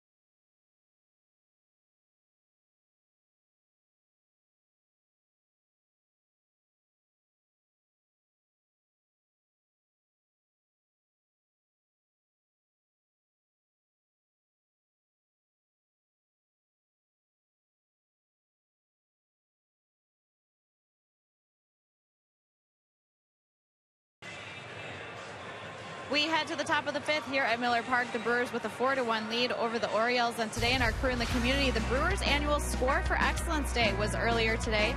Players visited Milwaukee Preparatory School to emphasize the importance of education.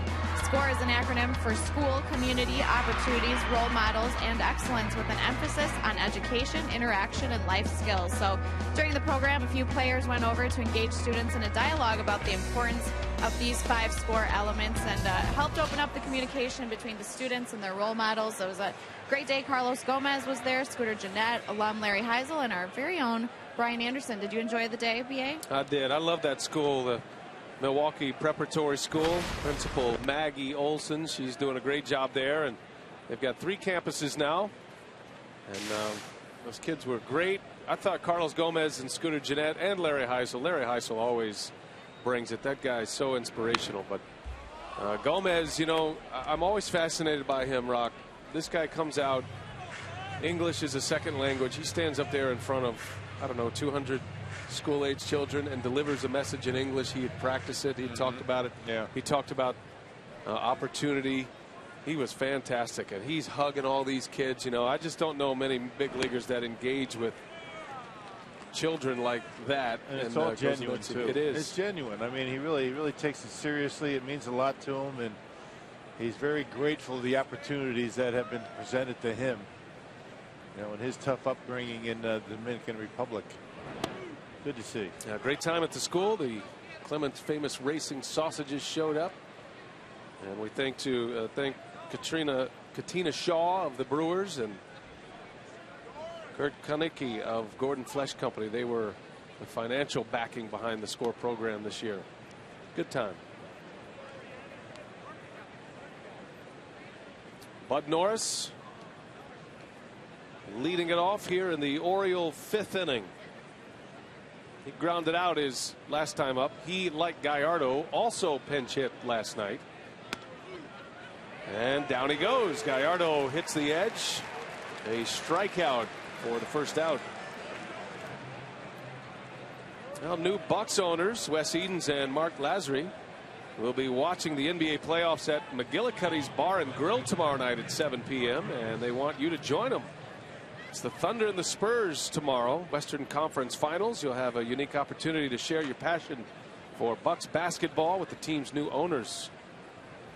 They've got a vision. They're hoping to return championship caliber basketball to the Milwaukee Bucks.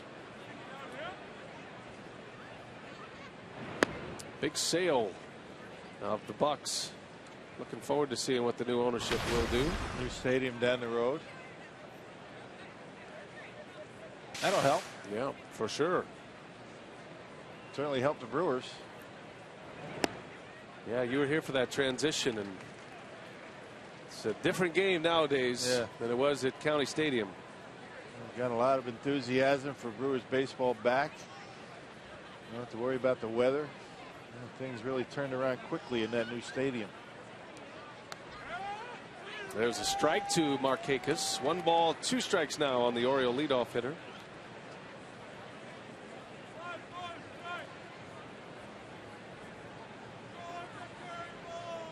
Miller Park opened in 2001.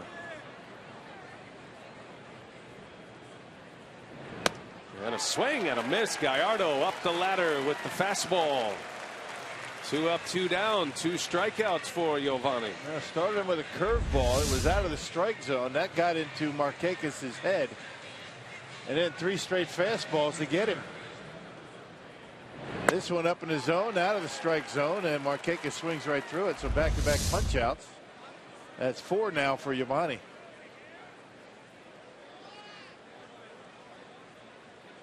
Two gone for Manny Machado.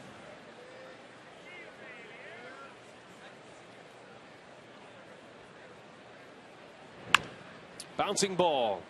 Waiting back on the big hop. Machado not running well right now, so plenty of time for Segura. 3 up, 3 down inning.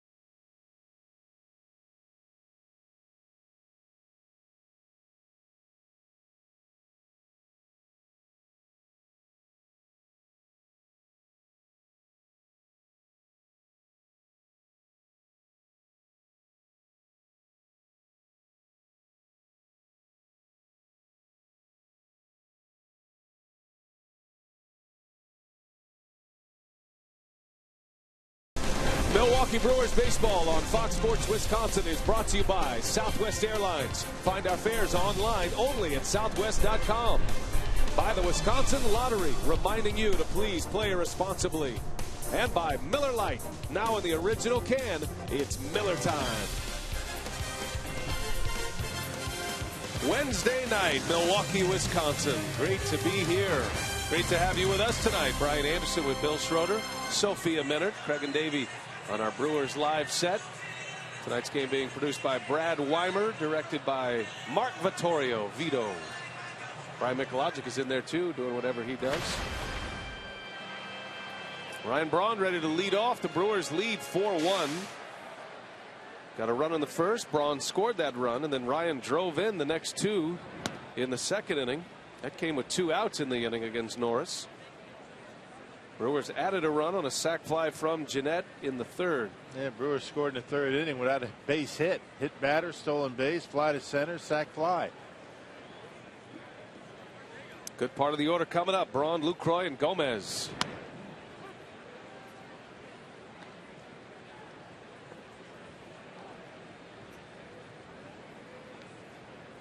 Hasn't been a question whether the Brewers could get the lead in this series with the Orioles.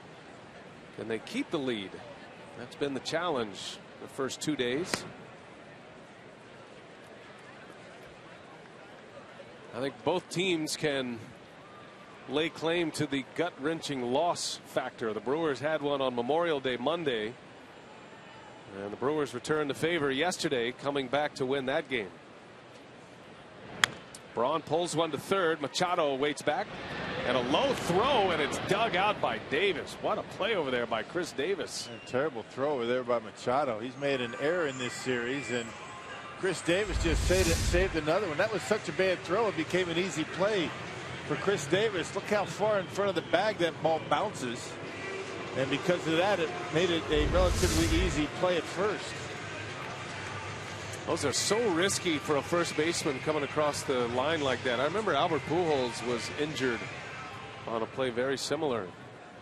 Machado has not been himself defensively, although he's shown flashes in this series. You could tell he's a little hobbled right now. Just doesn't look like his normal self. Had knee surgery at the end of last season, and has been dealing with some groin injuries and groin problems. Made a great play on a bunt by Maldonado in yesterday's ball game, and coming in made a good throw, although not able to make the same play against Lucroy in the ninth. Lucroy's base hit, infield hit, tied the game. 5 errors for Machado this year, the Gold Glover last season.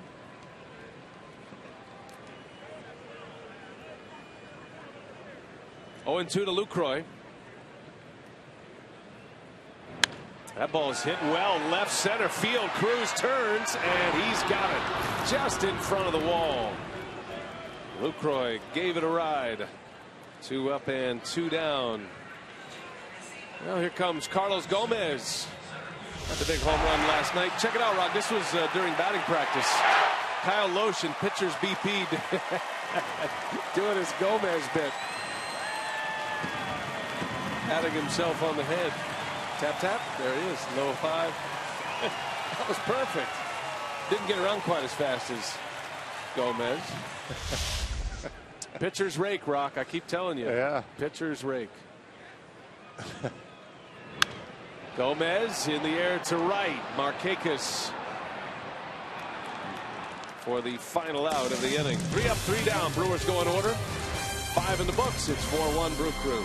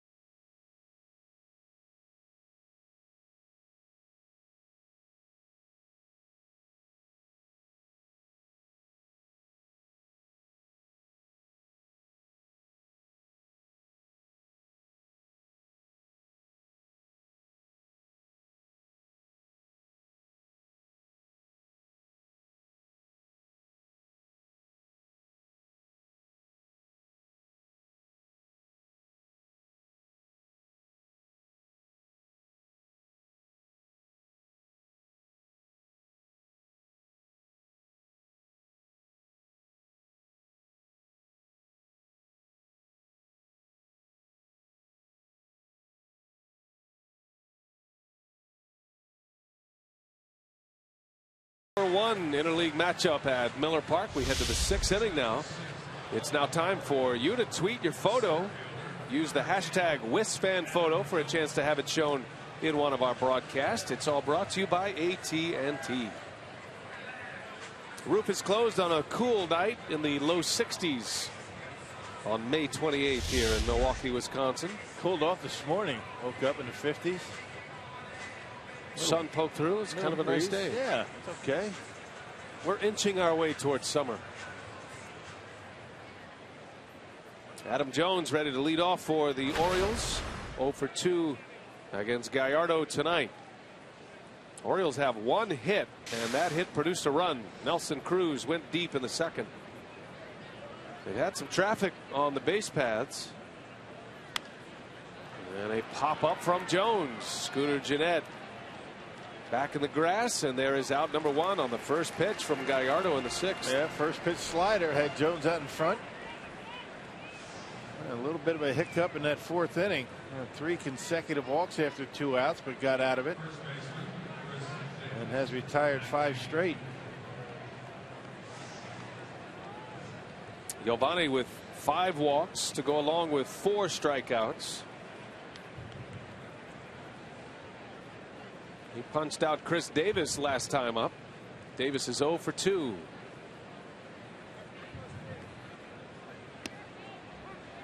In there for a strike.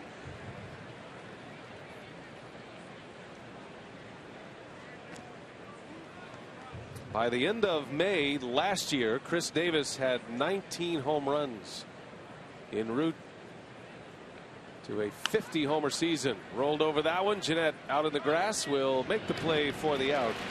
2 up and 2 down. Well, it's a border battle at Miller Park this Monday. Remember Monday, 6:20 start? Yeah, everybody knows that. Do we need to go through that again? WTMJ special. All right, Monday 6:20, Tuesday 7:10 when the Brewers take on their interleague rivals, the Minnesota Twins. With state bragging rights on the line, reserve your spot today at 414-902-4000 or visit Brewers.com. I think 2 days of crisis management has finally gotten me out of the doghouse with WTMJ. Yesterday I was misinformed. It was my own misinformation out of my own small memory. Cruz into center field. That ball's hit deep. Gomez is back, and goodbye again. Nelson Cruz, his 2nd home run. He's been on all 3 times. Responsible for the lone 2 tallies on the board for the Orioles tonight. It's 4-2 Milwaukee. I'm not sure why you pitch that guy out over the plate. I think you're better off. It's a slider that was middle in. You try the slider. That's just where he wants it. He wants to get those arms extended. And hammers that one off the batter's eye in center field.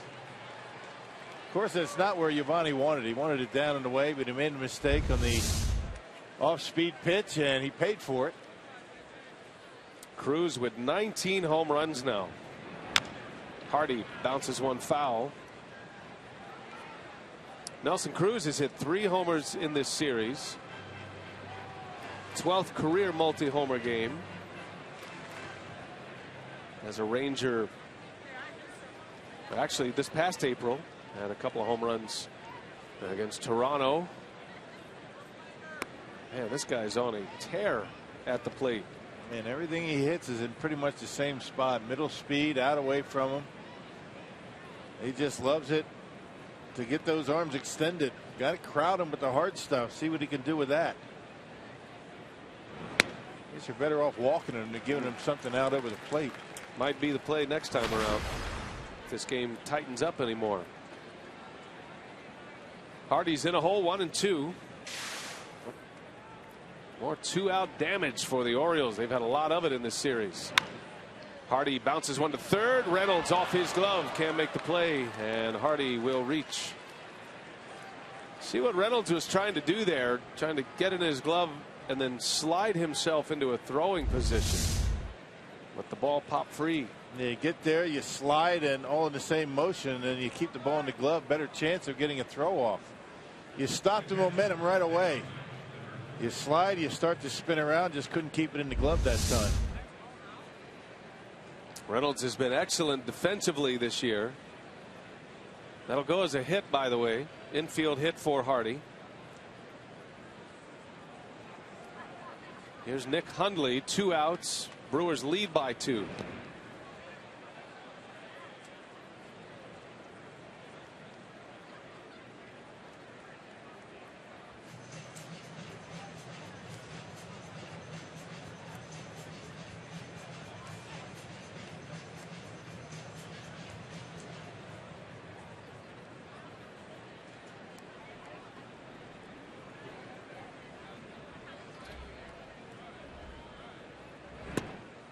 One and one.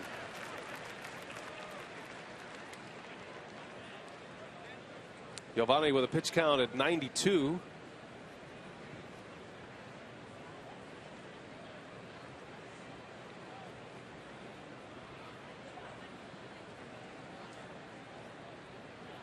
Could be his final inning, coming back from that ankle injury. Starting pitchers are such creatures of habit. Gallardo having to get out of that routine. Couldn't come back on that 5th day and had 2 side sessions. You wonder if that's having any effect on him. That has been a good start, except for that 4th inning where he walked 3 consecutive batters with 2 outs. I mean, he's only given up 3 hits. Hundley a little late on that one. Pretty much been able to stay ahead in the count. 2 home runs and an infield hit for J.J. Hardy. That's it for him, other than the 5 walks.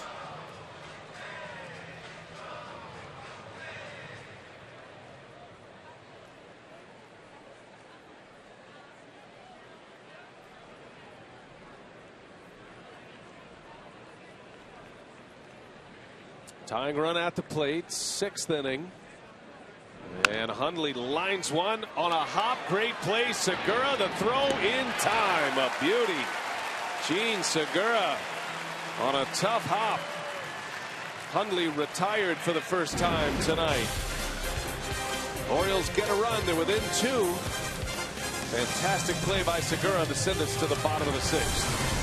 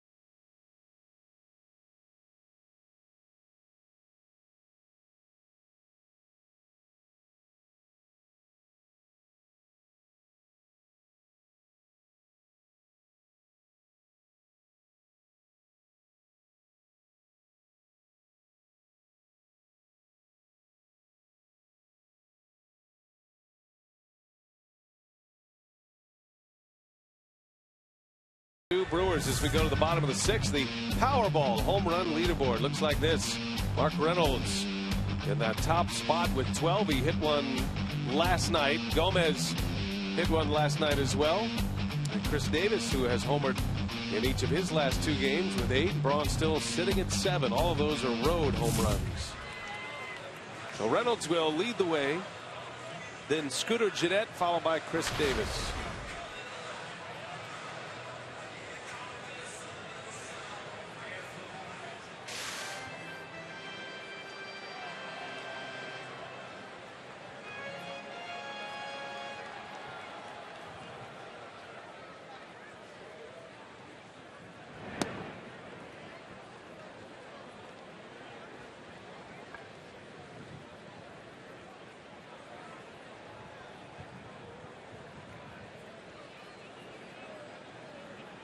Well, Bud Norris giving up that run in the third seems to have settled a little bit. 2 scoreless innings for him. Did give up a hit in the fourth to Gallardo, but got a double play quickly. Yeah, he settled down nicely since that second inning. And as you mentioned, the Brewers scored a run in the third without the benefit of a hit. Hit batter, stolen base, advanced the runner to the third, and then a sac fly.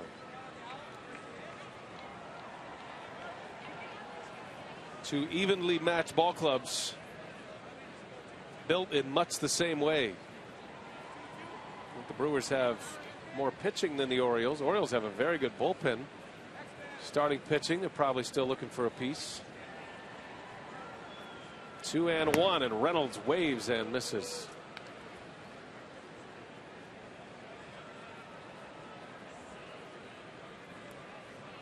Got some big guys out there that can throw pretty well. Left-handed closer, got a side armor, got a lot of different styles out there in the bullpen. Very effective. They've done well in this series.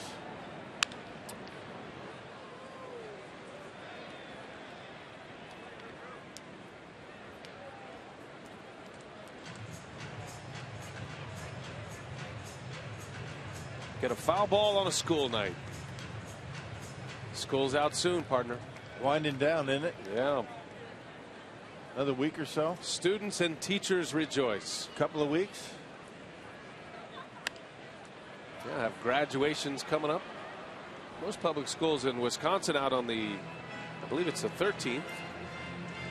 But we congratulate all of those graduates out there. High school and college. Don't forget those 8th grade graduations too. Kindergarten graduations. You have to give a gift. Oh, I think that's what you do here. That's all new for me, though. Card and money. 8th grade. 8th grade wasn't a big deal where I'm from, but I know it is here. Me either. Why not? Any excuse to throw a party, I'm all for it. It's there. Another party we can miss. That's right. Good point. Full count to Reynolds. Had one to hit. I think Norris knew he got away with one there. Of course, we go to a party every day, don't we? Yeah, we do. Here at Miller Park. Good tailgating scene out there today. In the parking lots, it was just right for tailgating. Sun was out. Temperature in the 60s. Another payoff, and Reynolds pops this one up behind the plate in the seats. Yeah, good battle here between Reynolds and Bud Norris. And Norris's pitch count getting up there, 96 pitches. He's hung in there nicely. Once again, not a lot of run support. On his first 9 starts, the Orioles, while he's been in the ball game, have only scored 22 runs. 10th pitch of the at-bat coming. And the 3-2 is fouled off again. That'll get in your head a little bit, won't it, as a pitcher, I would assume? Not getting runs. Feel like you've got to be too fine. Yeah, margin for error, not all that much. You feel like you give up, 3-4 runs, it might cost you the game, and you're not getting runs. But you talk to pitchers about that, they'll say it doesn't matter how many runs they get, their job remains the same, but I'm not buying it. Never believe a pitcher, Rock. In the air to right center. Not very well hit, and it'll be Jones to make the play. And after 11 pitches, Reynolds retired. As promised earlier in the broadcast, we have the AT&T fan photo of the game. And it comes from Nick tonight. Use that hashtag #WisFanPhoto. Have a chance to have your photo shown in an upcoming broadcast. It's brought to you by AT&T. Good job, Nick. One gone for Scooter Gennett. Had an RBI on a sac fly back in the 3rd inning. Scooter did a terrific job today at the Milwaukee Prep School as well, part of the SCORE event.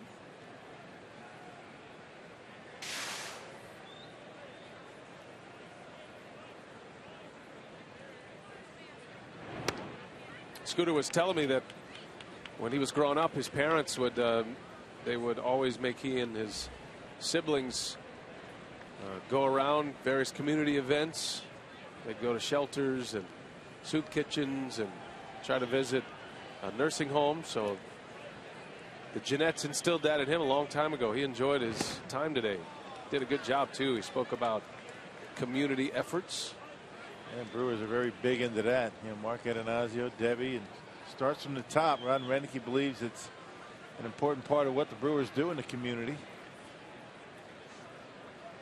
And everybody buys in, and it starts from that guy right there. If he doesn't buy in, then it doesn't happen. 1-2 to GENNETT. Just missed. 2 balls, 2 strikes.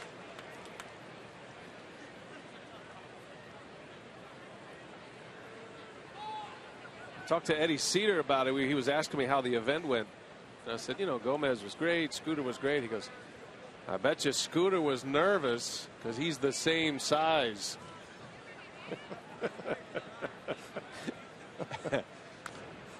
That's kind of a low blow. Of course, that's the way I feel too. Some of those middle schoolers, you know, they're pretty big. They can be a little intimidating. The profile, the best profile in the big leagues right there, Ed Cedar. Yep. One of the hardest working guys and funniest guys you're ever going to meet. Great baseball coach, good teacher, works hard. All of them do. Here's a 2-2 to GENNETT. Hard hit ground ball. Hardy has it and makes the play for out number 2. So Reynolds and GENNETT retired. And Bud Norris starting to dial it in now. 4-2 Brewers in the 6th with Chris Davis coming up. Yeah, the community outreach you know, stuff was not real big when I played with the Milwaukee Brewers, and it wasn't a big thing around all of baseball, but I think that's an emphasis. I mean, you get involved in the community, you get into the inner cities, and that's the thing that Larry Heisel does so well. He mentors kids in the inner cities. He's got kids of his own. But it's a great thing. Get these players out and get in touch with the fans that root for them. That's a big thing.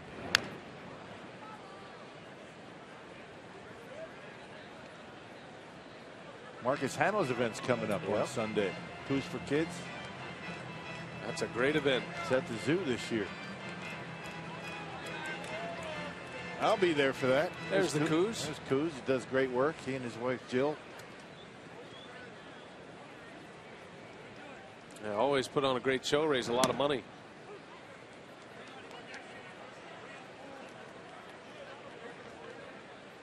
Oh, 0-2 to Davis.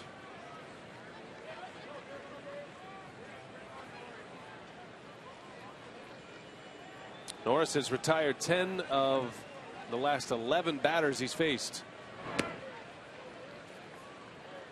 Brewers got him early, scored a run in the first, 2 in the second, added 1 in the third.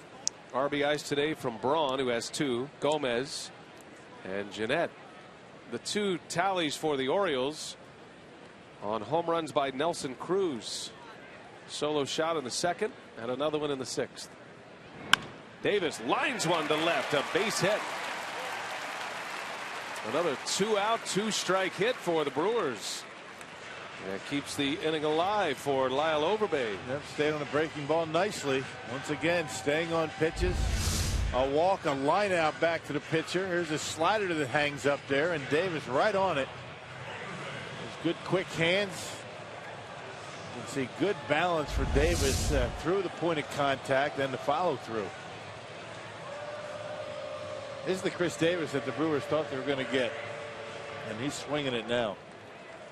That sends the Orioles bullpen in action. Ryan Webb, who has appeared in the first 2 games. Brewers would love to get into that bullpen here in the 6th. Might take a couple of batters to do it.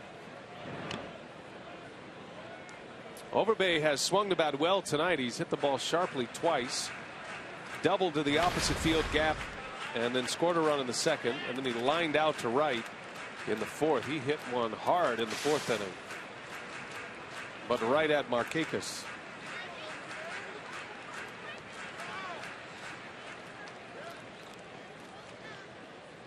Yeah, not really a time to bunt right now. Not with YOVANI. There's 2 outs. You want to try and drive the ball out of the ballpark. Try and drive in a run. Not the time to try to bunt. Overbay did show bunt twice. His first at bat with the big shift on, just to try to keep him honest a little bit. He later doubled in that at bat. Brewers do have activity in that bullpen, so perhaps if Overbay extends the inning, you might see a pinch hitter. Kinsler getting loose. Chris Davis at first, 2 outs in the inning. And Overbay back up the middle. Norris makes the play, underhands it to end the inning. Brewers come up empty in the 6th. 4-2. It continues.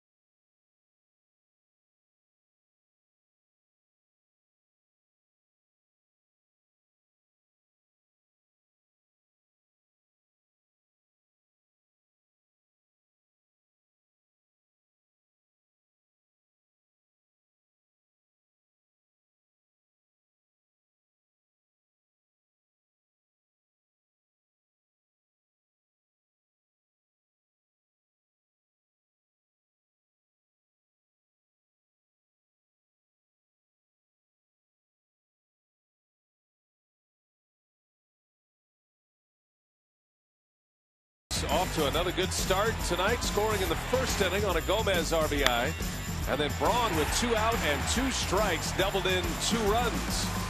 It was quickly 3-1. Nelson Cruz has homered twice in this game, and his major league leading 19th home run that came in the 6th inning against Gallardo. GENNETT has an RBI as well. And it's 4-2 Brewers as we go to the 7th now, and that has been the trouble inning for the Brewers here recently. Gallardo has pitched well. He's given up just the 3 hits and those 2 home runs by Cruz. Gallardo back at work.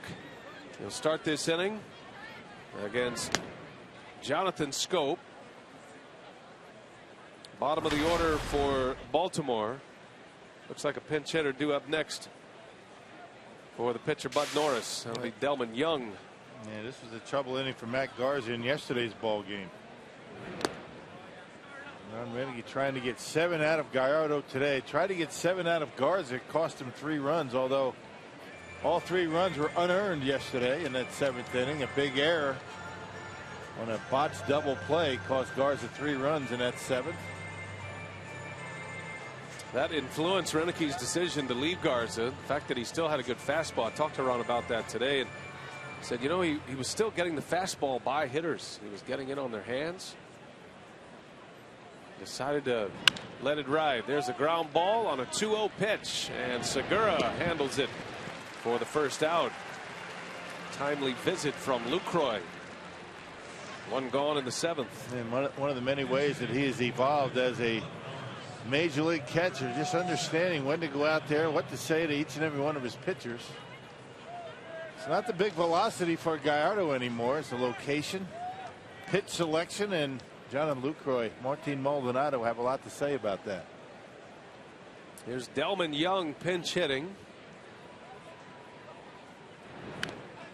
Always up there hacking. Young had a key hit in the Orioles' 9th inning comeback on Monday.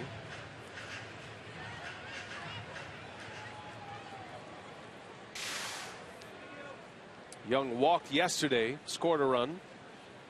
Has not been retired in this series as a pinch hitter. Can close the book on Bud Norris. 6 innings, 5 hits, 4 runs, all of them earned. All coming in the first 3 innings. Another good start against Milwaukee. I mean, hung in there the way this offense has been for the Orioles this year. You would think 4 runs gets you a win most nights. Still might. Well, if the Orioles should take the lead in this inning, Norris could win it.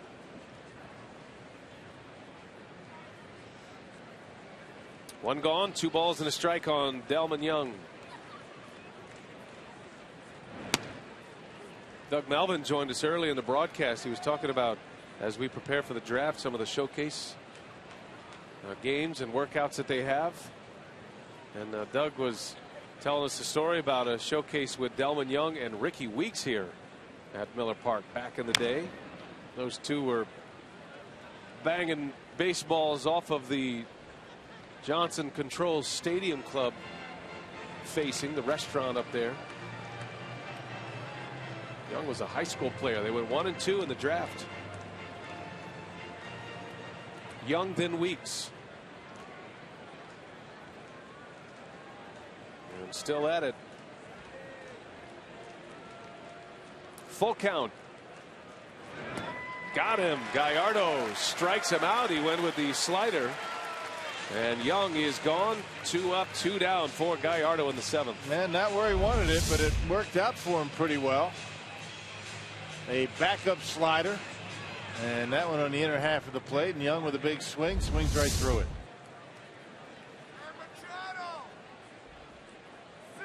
Hey, a reminder, Saturday it's a full day of MLB action, beginning with the Braves taking on the Marlins on Fox Sports 1, and then Baseball Night in America on Fox. It's Rays Red Sox or Pirates Dodgers.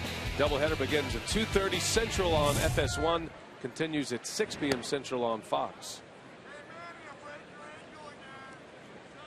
2 outs for Nick Markakis. Top of the Orioles batting order.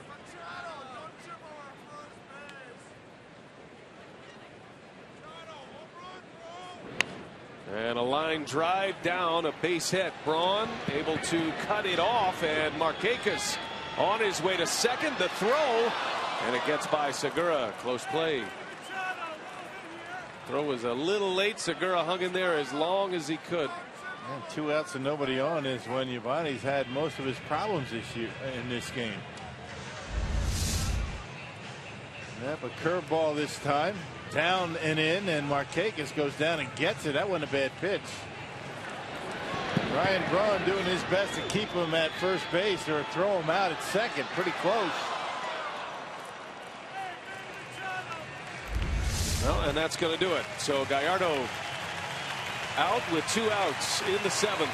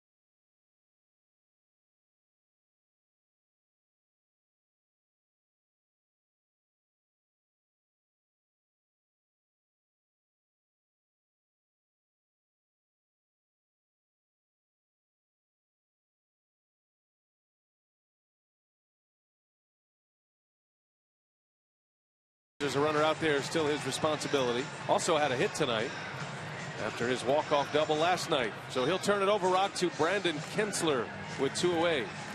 Yeah, it's probably going to be 1 out, and that's it. Probably going to see Will Smith, K-Rod, hopefully to finish this one off. Kintzler's been throwing the baseball pretty well his last handful of outings. 20th appearance for him overall. 350 earned run average for Brandon. Got a couple of right-handers to deal with, Machado and Jones. And Kintzler hoping it is only Machado, with the dangerous Adam Jones on deck.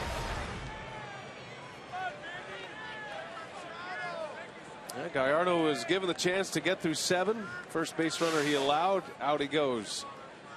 And this one belongs to the bullpens now. Markakis at second. Machado the tying run at the plate. He's 0 for 3 today. You get a much different look from Brandon Kintzler compared to Gallardo. There's a little jam shot. Scooter can't get there. A base hit. Markakis in to score. And that didn't take long. Machado on the first pitch muscles one into center field. The Orioles are within a run. Man, that's when Kintzler gets in trouble, when he gets his fastball up in the zone, doesn't get sink. So book is closed on Gallardo. That pitch up and in. Machado doing a good job fighting it off into center field, just out of the reach of GENNETT, and a little bit more 2-out lightning for the Baltimore Orioles. 2 outs, nobody on, double single. They're within 1 run. And 2 of their 3 runs coming with 2 outs.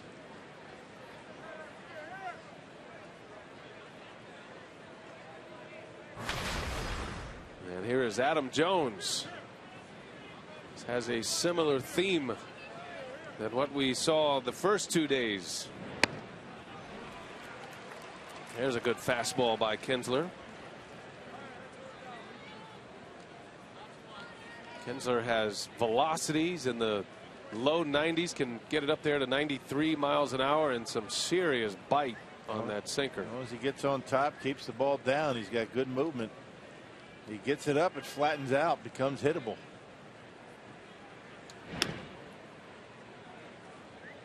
Don't figure Machado to run with the leg injuries he's been dealing with.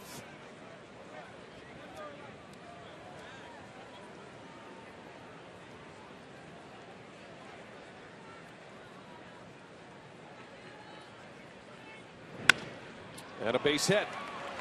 Adam Jones picks one right off the deck. And that'll probably be it for him right there. It's got a left-hander coming up. Will Smith loosening that bullpen, and Ron Renneke on his way out. So Kintzler gives up a couple of hits.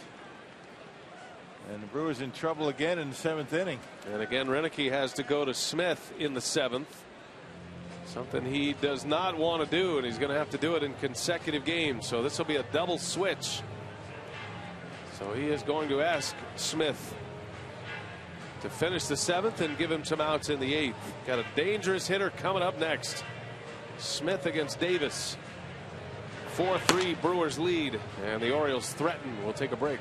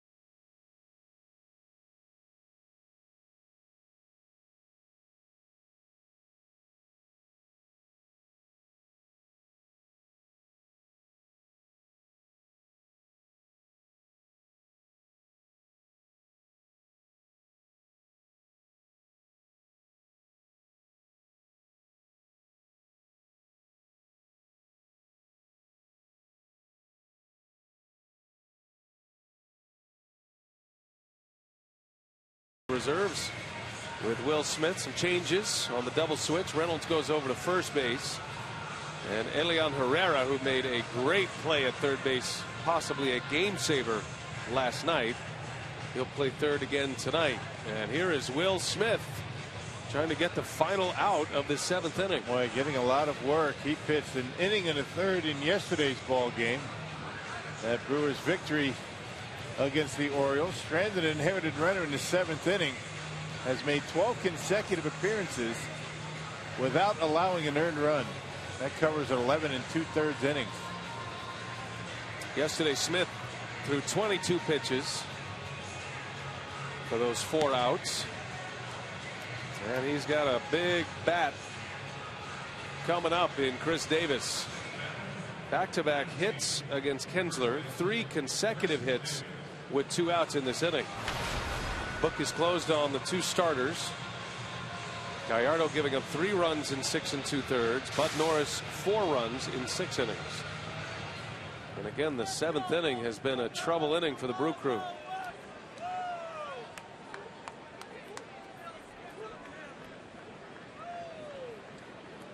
Chris Davis, 2 on, 2 out, and a pickoff play, and it's into center field. Both runners will advance. And they might have had him out on a good throw. And Machado with a big lead, and if Smith makes a good throw, they get him at second base. Here comes Segura, good throw, and he's an out. You're right. Just air mails it into center field, and both runners advance. Really tough. That'll be an error on Will Smith, I assume. And now a base hit can give the Orioles the lead. Tying run now at third. And Davis takes a strike. If you're into the splits, very good numbers for Will Smith. Left-handed hitters only batting 125. He's only given up 4 hits all year to left-handed hitters. But Chris Davis is hitting 286 against left-handed pitching. That's a big number. Whoa, high and tight. Ball and a strike. How'd that miss him? Breaking pitch for a strike, and then comes up and in, and I'm not sure how Chris Davis gets out of the way of this. Look out. Man. Right across the brim of his helmet. The 1-1 and a swing and a miss. Stepped in the bucket. Could have had an effect. Nasty breaking ball from Will Smith. This is bread and butter against lefties. Got to make a big pitch. Orioles knocking at the door here. A run is in. 2 on in scoring position. And a swing and a miss. Lucroy has to secure it. And he does so. Yikes. That was close. Inning over. Will Smith delivers again. And the Brewers hang on to their lead. And stay tuned for the 7th inning stretch. It's brought to you by the all-new Chevy Silverado.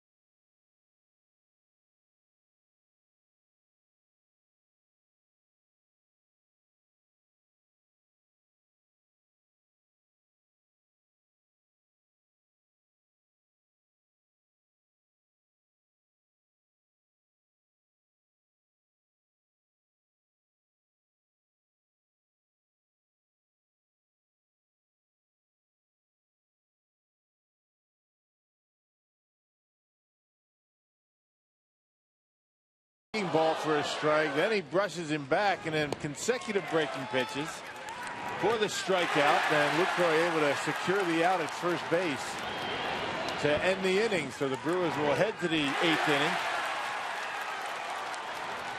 with a 1-run lead. That was a scary throw to first. Lobs it right over the head of Chris Davis. Normally you want to, clear the runner and get a good strong throw to first base. That was pretty close. Kinsler, a sigh of relief after Will Smith picks him up. Tell you what, Will Smith has been as good as you can be out of the bullpen. Can't be any better. I mean, this whole pitching staff has been as good as it can be to start the season. The first almost 2 months. And now the offense is starting to catch up. They're starting to take a little bit of the pressure off the pitching staff. Smith will head back out for the 8th inning. Remember, Renicky made the double switch, so it'll be Elian Herrera against Brad Brock. 7th appearance. We've seen him twice in this series. We saw him in the opener. He held the fort down while the Orioles were coming back in game 1 of this series. Yep, 2 1/3 of scoreless baseball. He struck out a couple of batters. His sinker slider guy.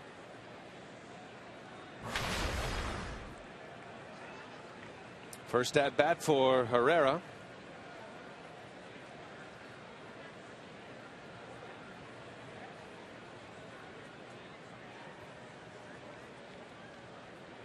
Shows bunt, pops it up, and Davis comes in and makes the catch. Wow, that was risky. Brock was right there. Davis comes flying in to make a diving catch. Not sure why. It's like, pitchers can't catch pop-ups, I guess. I mean, he's camped right under it. Look at Davis coming in and gets it, a snow cone in that glove. Made a very easy play into a very difficult play. But he got the out. And he definitely caught the ball. There's just that piece for infielders. You never want to have the pitcher feel the ball. I just don't understand it. But a pop-up bunt, that's a different thing. Right. I get a real high pop-up right around the mound. I mean, yeah, get the pitcher out of the way. But when you pop up a bunt, it's not up that high. It's an easy play for him. Even a pitcher. Now 1 gone. Here is Segura now.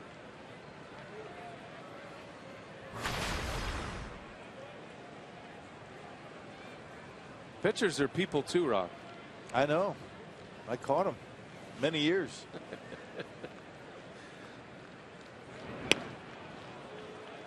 So are backup catchers. That's true. You can understand. I do. I get it. I feel like there's a documentary coming about that fact. We'll put Sophia on that for this offseason. What do you call it? I am not an animal. You just play one on TV. That's right. 0-2 to Segura. And he misses away. Sophia goes to the homes of backup catchers. Yeah.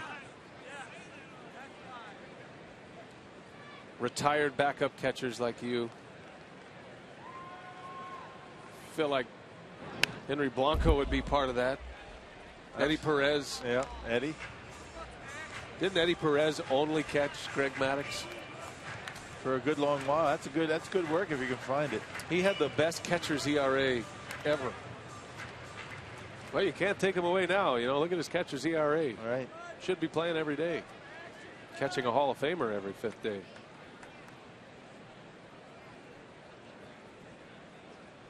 One and 2, and Segura up high and tight, able to foul it off. Had made his mind up he was going to swing. Two-seam fastball up and in, and Segura, I think in defense, swung at that. Renicky and Johnny Naran, the hitting coach, have been trying to get Segura and Gomez as well. He's another one to try to turn back toward the catcher on high and tight pitches, as opposed to opening up and exposing hands and shoulders, your face. That's the way they hit, though. I mean, that's pretty much their first move, especially Gomez. Well, it's tough to have him start to do that all of a sudden. That's just something you do or you don't.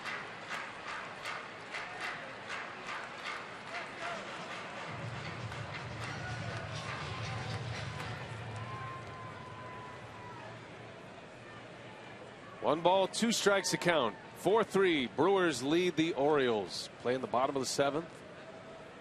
Those chipping away with a couple of runs the last 2 innings, and SEOURA strikes out. This guy Brock has been impressive. Yeah, sinkers, sliders, throwing strikes. Hey, for just $20, join Crew HD and receive a Brewers Terrace Reserve ticket to the May 30th or July 10th game. One Harley-Davidson Museum adult admission ticket and either a poker chip or a can koozie. Visit Brewers.com/HD Museum for details. Well, now Brock will face Ryan Braun. Brock pitched well in game 1 Monday. Has 2 quick outs here in the 7th. Braun with 2 of the 4 RBIs here tonight. Big cut at the plate, presented by Wendy's. Ryan walked and scored in the first inning. Drove in those 2 runs with a double in the second. He shot it down the first base and right field line. 1 for 2 is Braun tonight. His batting average at .310.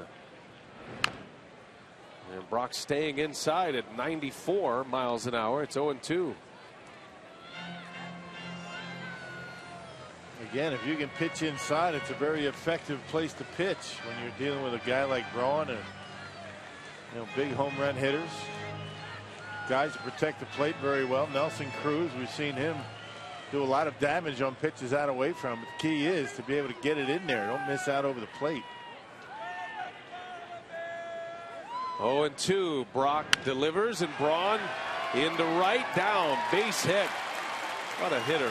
What did I just get done saying, right? Right on cue. I mean, good hitters are going to cover that outside corner because that's where most pitchers are going to try and get you out away. Most pitchers can't pitch inside. Either miss off the plate, leave it out over the plate. They can't catch that inside corner. Because of that, guys like Ryan Braun know that. They're going to protect the outside and do that with a pretty good pitch. And that one bugged him right there. Had him set up. He had Braun chasing that inside pitch. Braun is certainly inside conscious right now, and got him down to 2 strikes. Braun delivers the single, and that gives Lucroy a chance. Jonathan sitting on a 9-game hitting streak, and a hard streak at that, hitting over .450. Braun started, then stopped. Would have been a good pitch to run on if he only knew. That's a good block right there. Has a ball in the dirt well in front of home plate. Nick Hundley doing a good job keeping Braun at first base.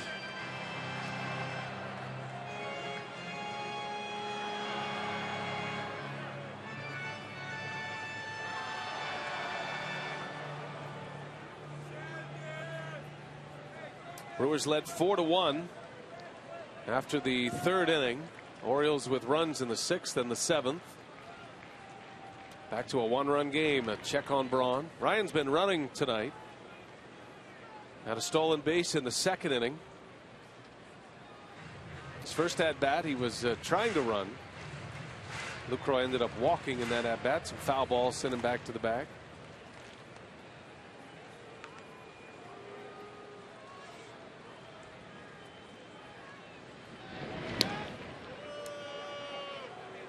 It's all about the math for the Brewers and every other team as far as the running game goes.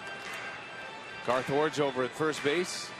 He's keeping the times on the pitcher's delivery to the plate.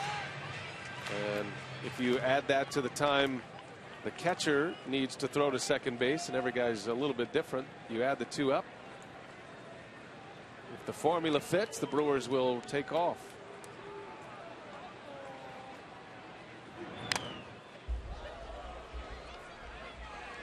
I don't know what the number is for Brock, but you figure a catcher gets the ball to second base in about 2 seconds. That's about average, 2 seconds from glove to glove. Brock, a big guy, takes a while for him to uncoil and deliver the baseball, so he might be a little bit longer than most. Thing is, you don't be making outs on the bases with Lucroy at the plate. That's the thing. If you think you can make it, go ahead, but don't get thrown out. You don't want to have this guy lead off the next inning. And it's 1-2 on Lucroy.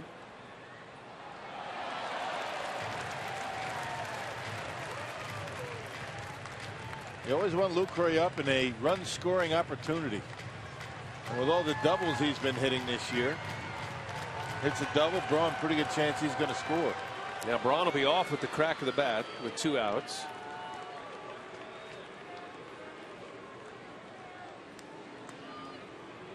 Brewers lead by 1. Home 7th. Lucroy trying to get Braun on the move. He fights one off.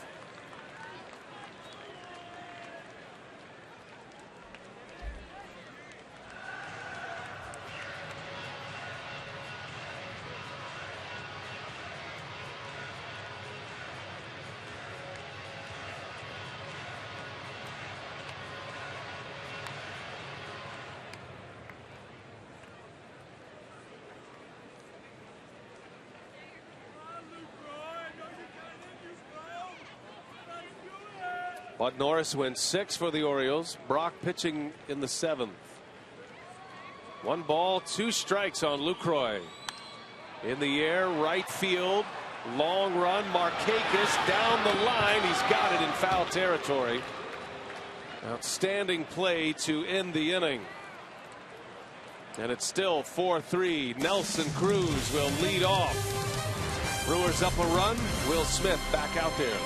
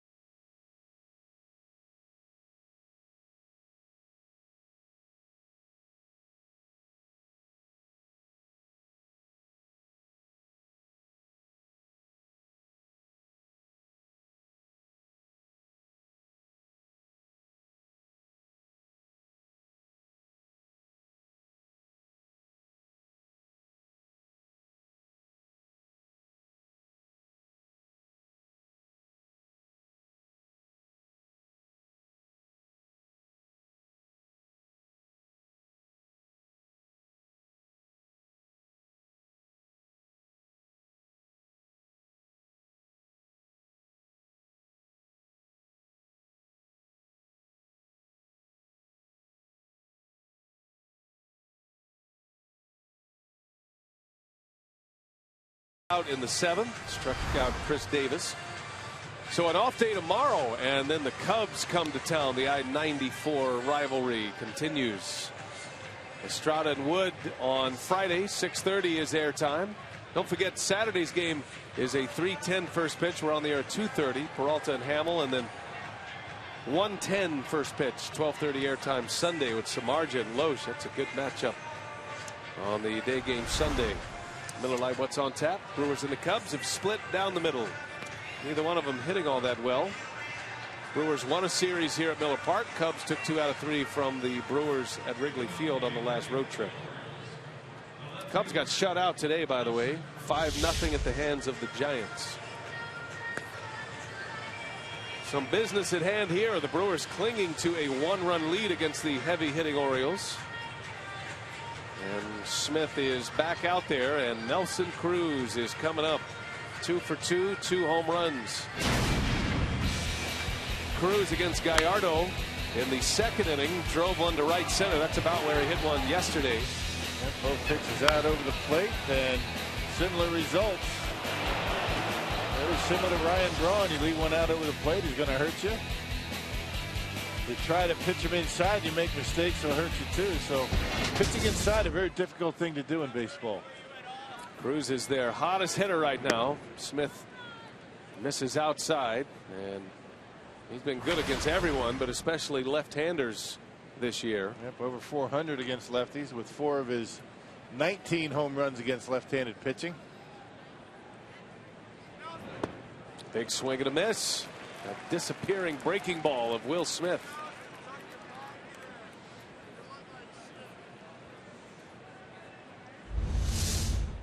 Has a lot of confidence in that pitch, and it's been a good one for him.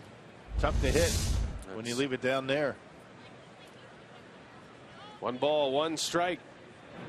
And another one. That spike curveball from Smith. It's 1 and 2 on Cruz. He's got a curveball, he's got a slider, and a fastball. 2 different breaking balls that you have to be aware of with Smith, and he throws them both for strikes.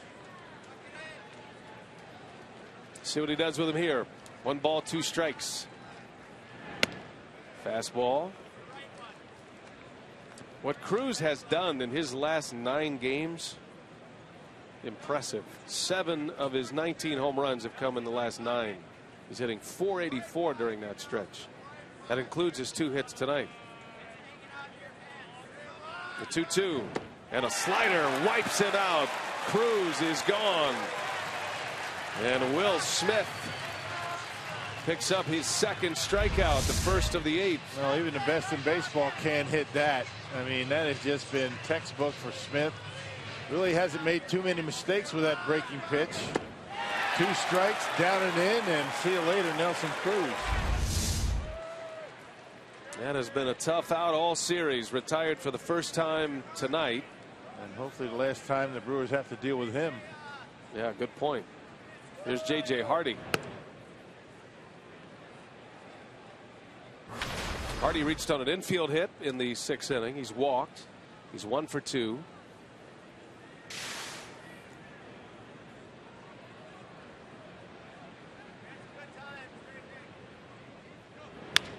And a line drive base hit. Smith tried to sneak a fastball by him, and Hardy delivers his 2nd hit, and the tying run is aboard again for the Orioles. Yep, a 1-0 pitch down in the strike zone, but it had the middle of the plate. Hardy able to go down and get it.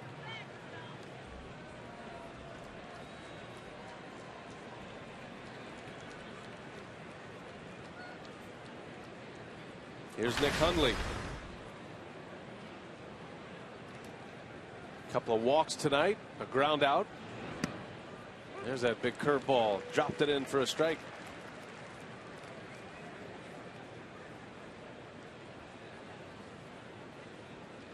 Smith has been durable, no question about that. He is 1 behind the league leader in games pitched this year, Brad Ziegler.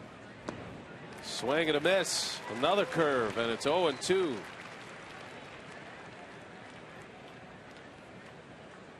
And in back-to-back outings, Will Smith being asked to pitch more than 1 inning.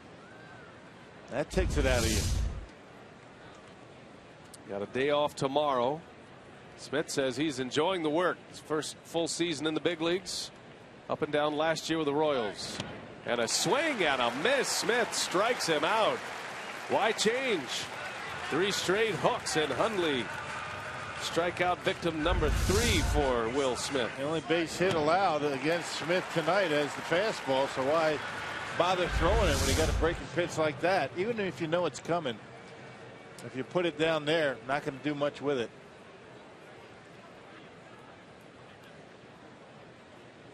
Two outs. Runner at first, Hardy. Here's Jonathan Schoop, 8th place hitter in this Orioles lineup. Yeah, he is just dropping curveballs left and right now. It's an easy pitch for him.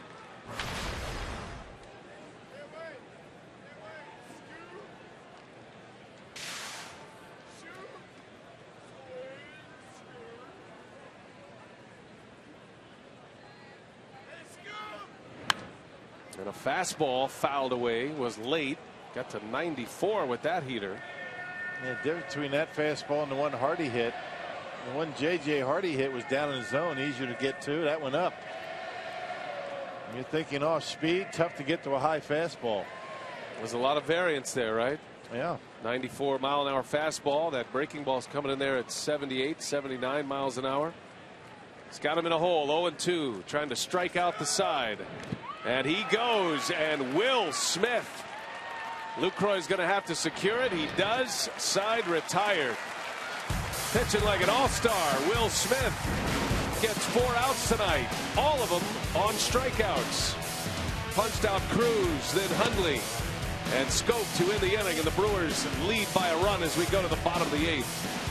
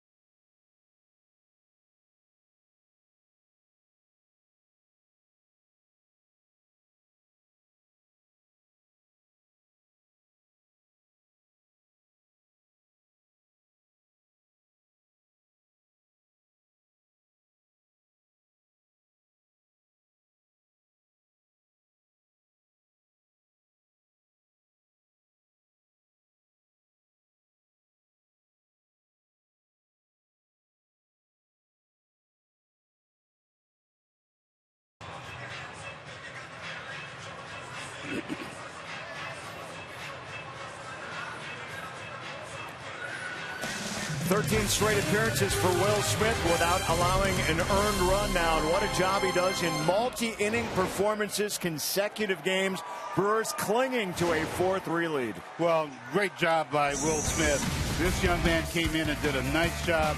Got that nice fastball with a little zip, but boy, his out pitch is that slider, and it is nasty. As you see right here, back foot slider, he got Cruz, and right here another one. Look at that. You couldn't even hit that one, partner. That is devastating. Our Marshfield Clinic shining moment, Will Smith. We'll talk about him and plenty more. Brewers Live on the way after the ball game, Brian. All right, thanks, Craig and Davey.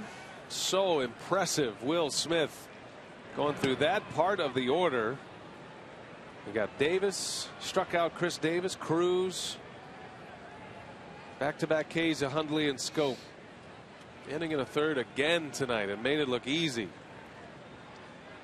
Carlos Gomez leads it off. Brewers could use a run or two here in this 8th inning. Brad Brock has been equally tough out of that bullpen for Baltimore. 2 1/3 scoreless in this series.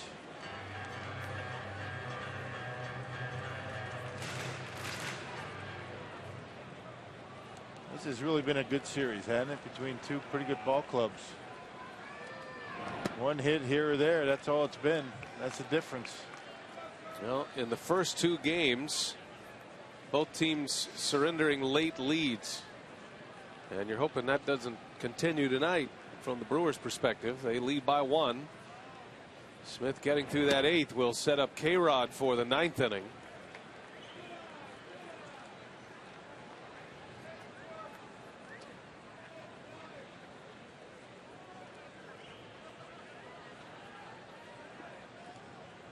Gomez tonight, a single and an RBI. A big part of the run-scoring 3rd inning when he was hit by a pitch. He then stole 2nd, went to 3rd on a fly ball, and then scored on a sac fly. Brewers scored without a hit.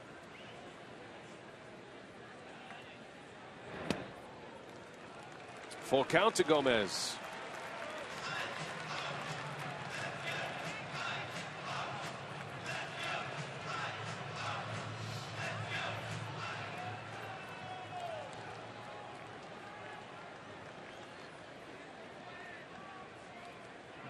And Gomez lines one left field. Is it going to stay fair? It is a fair ball. Extra bases for Gomez. A leadoff double. He is rolling. 2 more hits tonight. Double number 15 to go along with 11 homers. And, to state the obvious, how big is this? To get that leadoff double, the Brewers need a run, some insurance. Breaking pitch right down the middle of the plate, and Gomez able to wait back long enough, hooks it down the line, keeps it fair, and that's a big insurance run out there at second base. You hate to drop too many superlatives here with Will Smith and now Gomez, but is there a better player in the big leagues on both sides than Gomez right now? The way he plays defense, giving you power, speed. Reynolds tries to bunt. And as hot as he is right now, it's been amazing. I mean, Gomez continues to swing the bat. His batting average up to 323. You're right. I mean, there's not much he can't do at this point.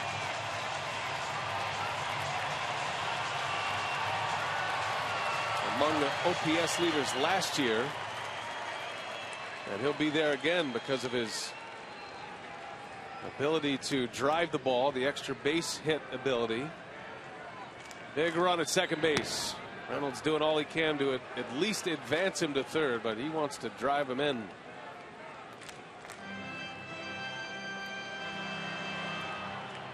Yeah, ground balls to the right side, or hitting the ball to the right side, not his strong suit. That's why he tried to bunt on the first pitch. 0-2 the count. 1 ball, 2 strikes.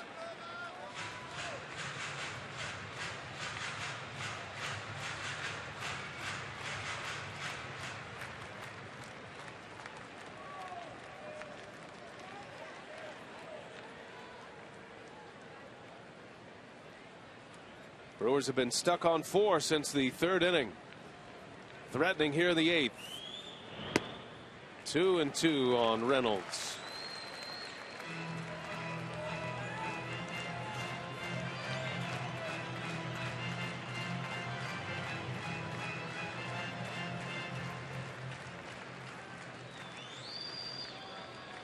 Reynolds homered yesterday, looking for his first hit tonight. He's 0 for 3. And a check on Gomez. Carlos will try to steal third base on occasion. He feels like he's got a good lead. The Orioles are doing a good job holding him close. Schoop is over there near the bag. And a pickoff play, and Gomez is back. Schoop wasn't quite there either. He's playing so much up the middle, it really doesn't matter, does it? Almost right behind Gomez, which is going to make it tough for Carlos to get a good jump off the bag. Not a big lead, can't get a good jump. There he is right there, almost like a first baseman holding him on. Orioles have good arms in their outfield. Here's the 2-2. Reynolds into right center field. That is going to get down. Gomez had to hold up, and he'll be held at third. He just had to make sure it was going to be down. It's 1st and 3rd now as Reynolds cues one into right center. Well, easy to see from up here, but right off the bat, you knew that was a base hit. A little bit different angle for Gomez out there at second base. The next thing you want to do is get doubled off. You got to play it safe. So nobody out, 1st and 3rd. I would imagine the Orioles are going to have to bring their infield in. That's a nice at bat by Mark Reynolds, not trying to pull it, trying to go to the opposite field and rewarded with a base hit. So the Orioles come together at the mound. Buck Showalter is on his way out as well. And he will take the ball from Brock. So the Brewers chase the reliever. Back into the bullpen go the Birds. Brewers threatening in the 8th.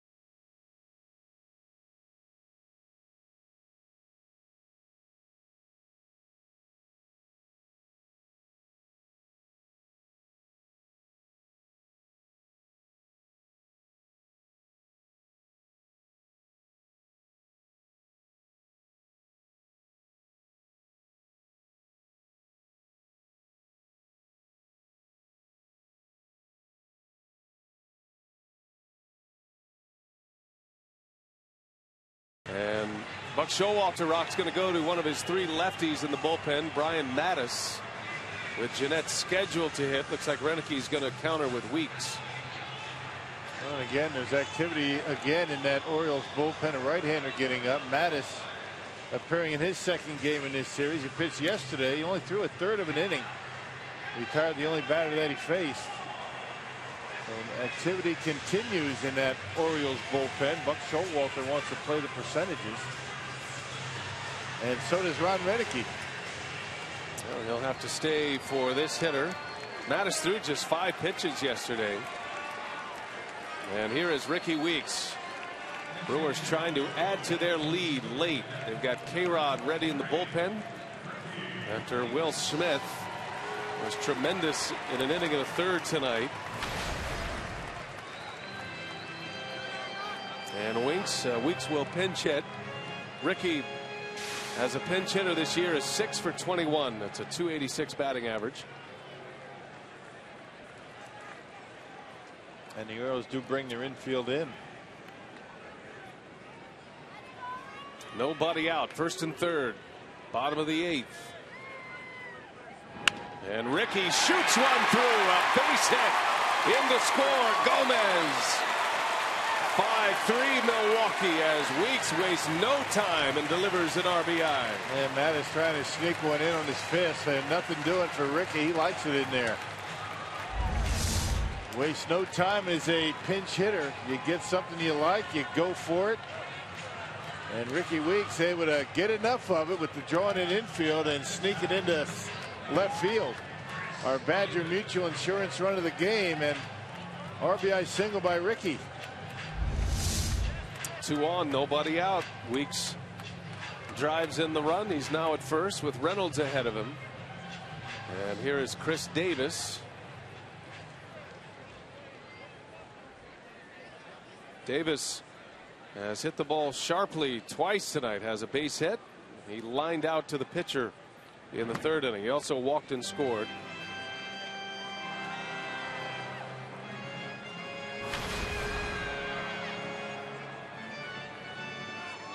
Has home runs in the last 2 games.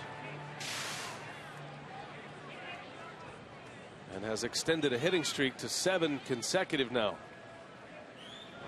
And that ball's hit deep left field. Does it have enough?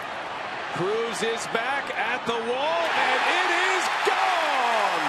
A home run! Chris Davis! 3-run shot, and the Brewers open it up in the 8th.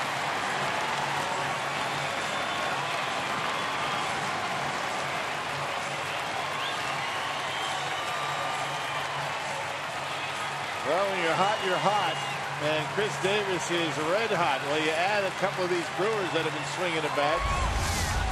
Carlos Gomez, Chris Davis, and he's so strong he gets it down on the end of the bat on an off-speed pitch. Change up to Davis and able to keep it fair down that left field line. There you go. 8-3 lead for the Brewers on a 3-pointer from Chris Davis. There you go.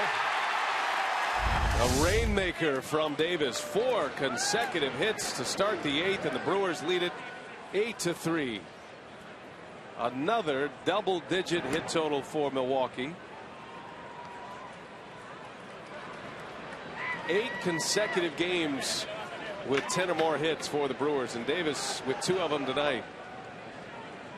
Irving Falou pinch hitting for the Brewers. It's in the pitcher spot.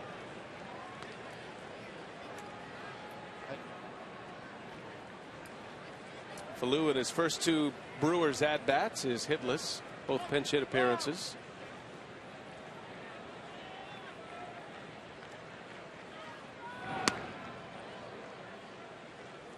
Now remember when the Brewers were leaving Atlanta, and we were talking about, it's actually prior to that last game in Atlanta, but Brewers offense struggling, hit totals low, leaving a lot of runners on base. What's that, 8 games in a row now? 8 in a row with at least 10. As Falou, a little jam shot out, the first out of the inning. Well, that'll sit K-Rod down. If K-Rod course, he may be in the game, but he's not going to be starting this inning. But it would be 4 consecutive days for Francisco Rodriguez. Ron Rennick would love to not have to use him tonight.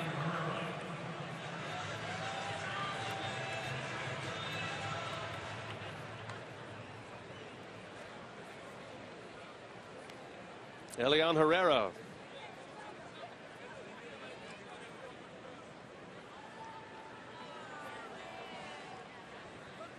Second plate appearance for Herrera. Came in on a double switch. That's what got Will Smith in the game. Herrera went to third. A 4-run eighth. Not done yet. Just 1 out. The Brewers 5 for 11 with runners in scoring position tonight. Well, Davey Nelson called for some more success with runners in scoring possession on our Brewers Live pregame show, and they responded. Davey has that effect on people. Yes, he does. He asks him for something, and they give it to him.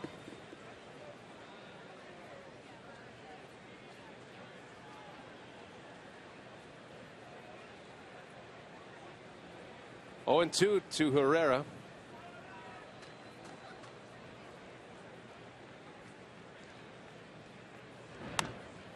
A little jam shot over to first. Chris Davis will make the play for the second out.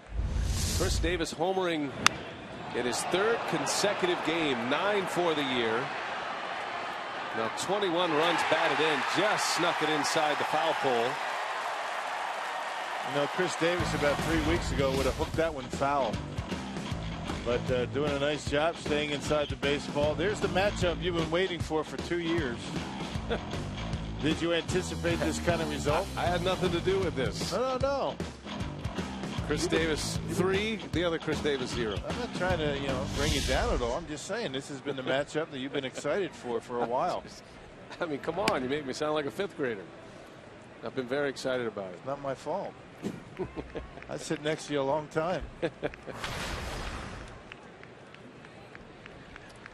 Yeah, when you're winning the battle of the Chris Davises, you're doing well, especially when you consider what the Orioles Davis has done the last couple of years, especially last year.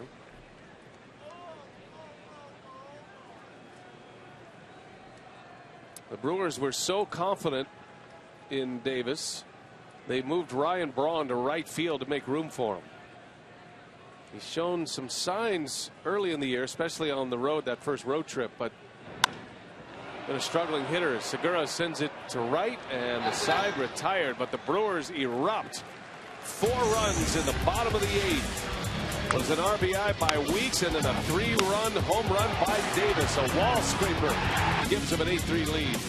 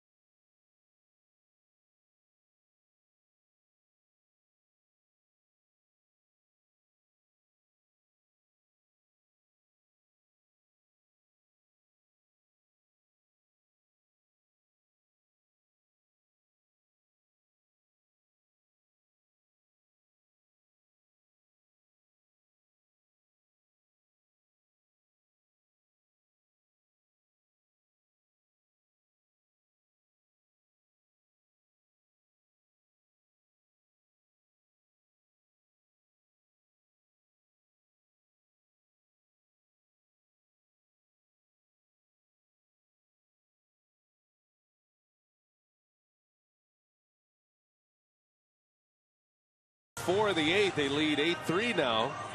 Another double-digit hit total for him. Ricky Weeks will stay in after his pinch hit RBI single. Gave the Brewers a 2-run lead, and Zach Duke will try to finish this one off. Yeah, hasn't pitched since Saturday against the Marlins, and tossed a perfect 9th inning. That included a couple of strikeouts. Has 26 punch-outs and 20 in the 3rd innings.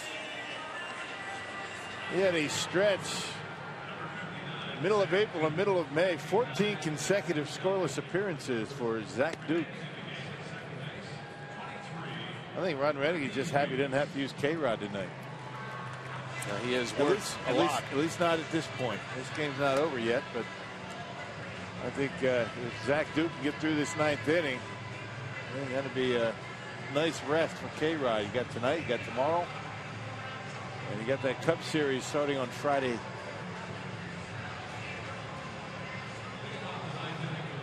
Steve Pearce will pinch hit for Baltimore. He hit a pinch hit 3-run homer yesterday. Gave the Orioles the lead. That was against Matt Garza.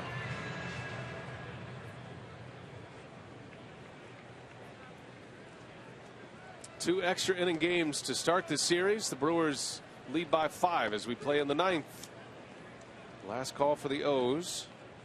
Top of the order due up next, Markakis and Machado.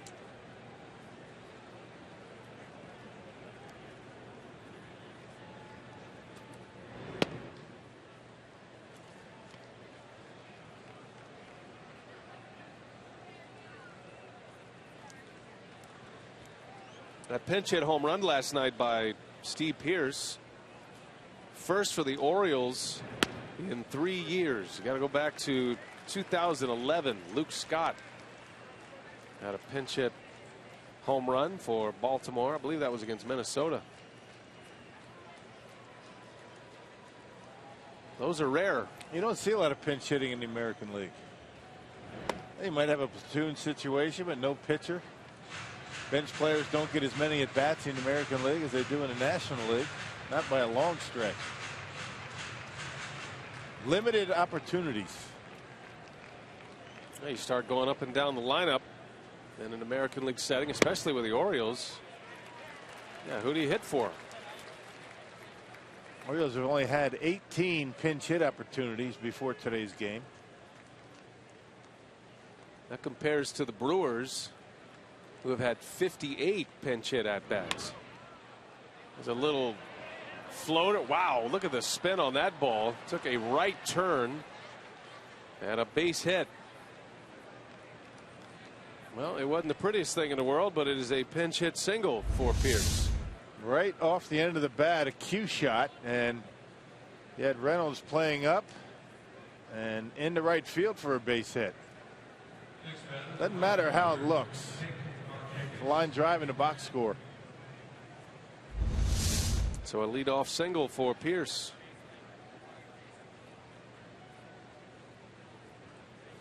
Top of the order for Zach Duke, Nick Markakis.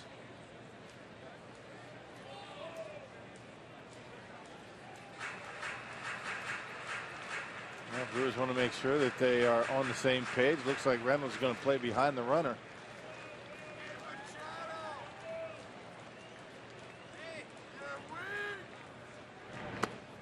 So breaking ball down and away. Markakis doubled and scored in the 7th. 1 for 3 tonight.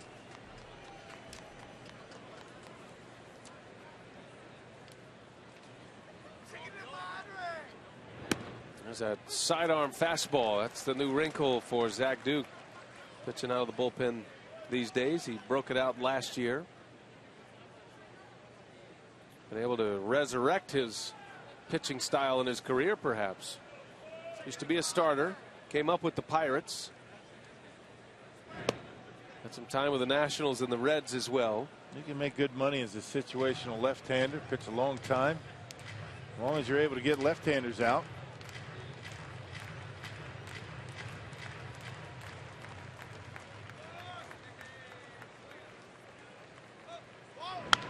And a base hit.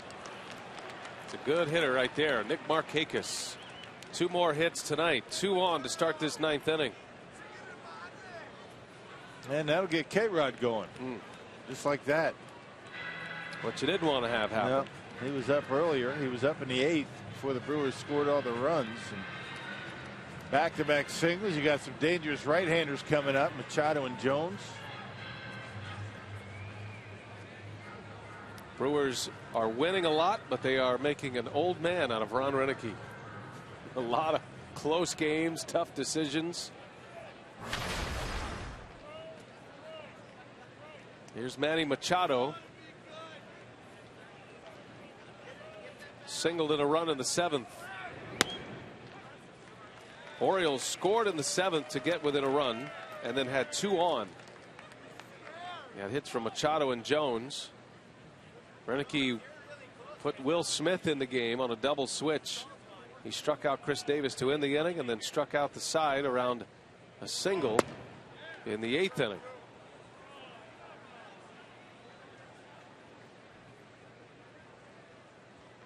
Now it's Duke.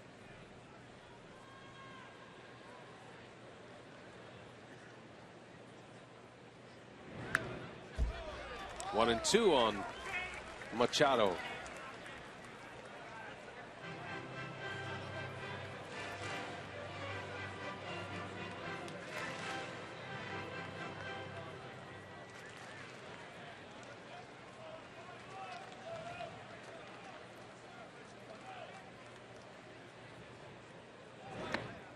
Did he go? They will ask.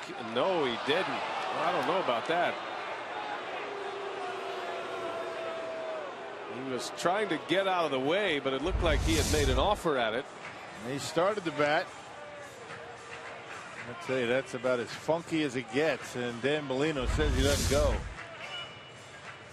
Could go either way. You should ring him up just for style points. 2-2. Brewers set up to turn a double play here. And Machado fouls it back. Had a good cut. Orioles are starting a long road trip in this series in Milwaukee. A 10-game, 11-day trip. Headed to Houston next for 4, and then they go to Arlington to play the Rangers. So the Texas swing coming up for the Orioles. He'll be back with the DH.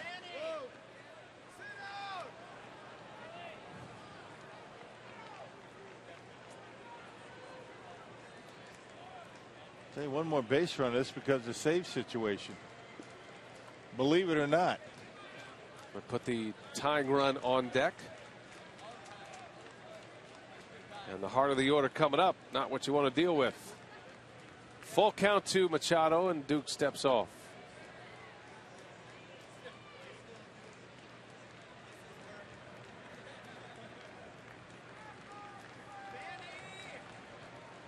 Two on, nobody out.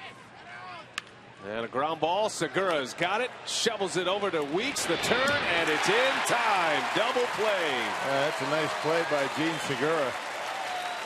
That ball is hit pretty well. Looked like it wanted to roll right up his glove, but he's able to fight it. Keep it in the glove. And a nice flip over to Weeks. Look how quickly he gets rid of it, right on the money. And that is a huge double play, even with a 5-run lead. I mean, one more pitch out of the strike zone, all of a sudden you're going to see K-Rod running in. And Zach Duke gets his ground ball. Well, 2 gone. That stops K-Rod in the bullpen. Runner at third with Adam Jones at the plate.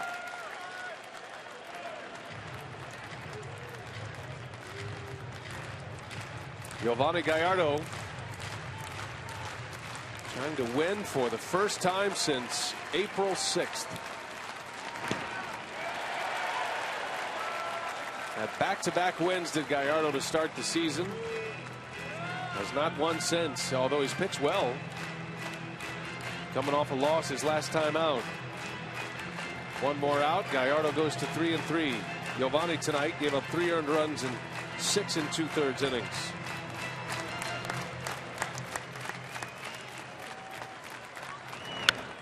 And he slices that one foul. Big spot in this game belongs to Will Smith, though. It came in with 2 on, the game on the line. 7th inning, struck out Chris Davis.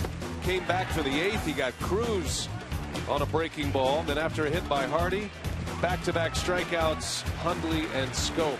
Another tremendous effort by Will Smith here tonight.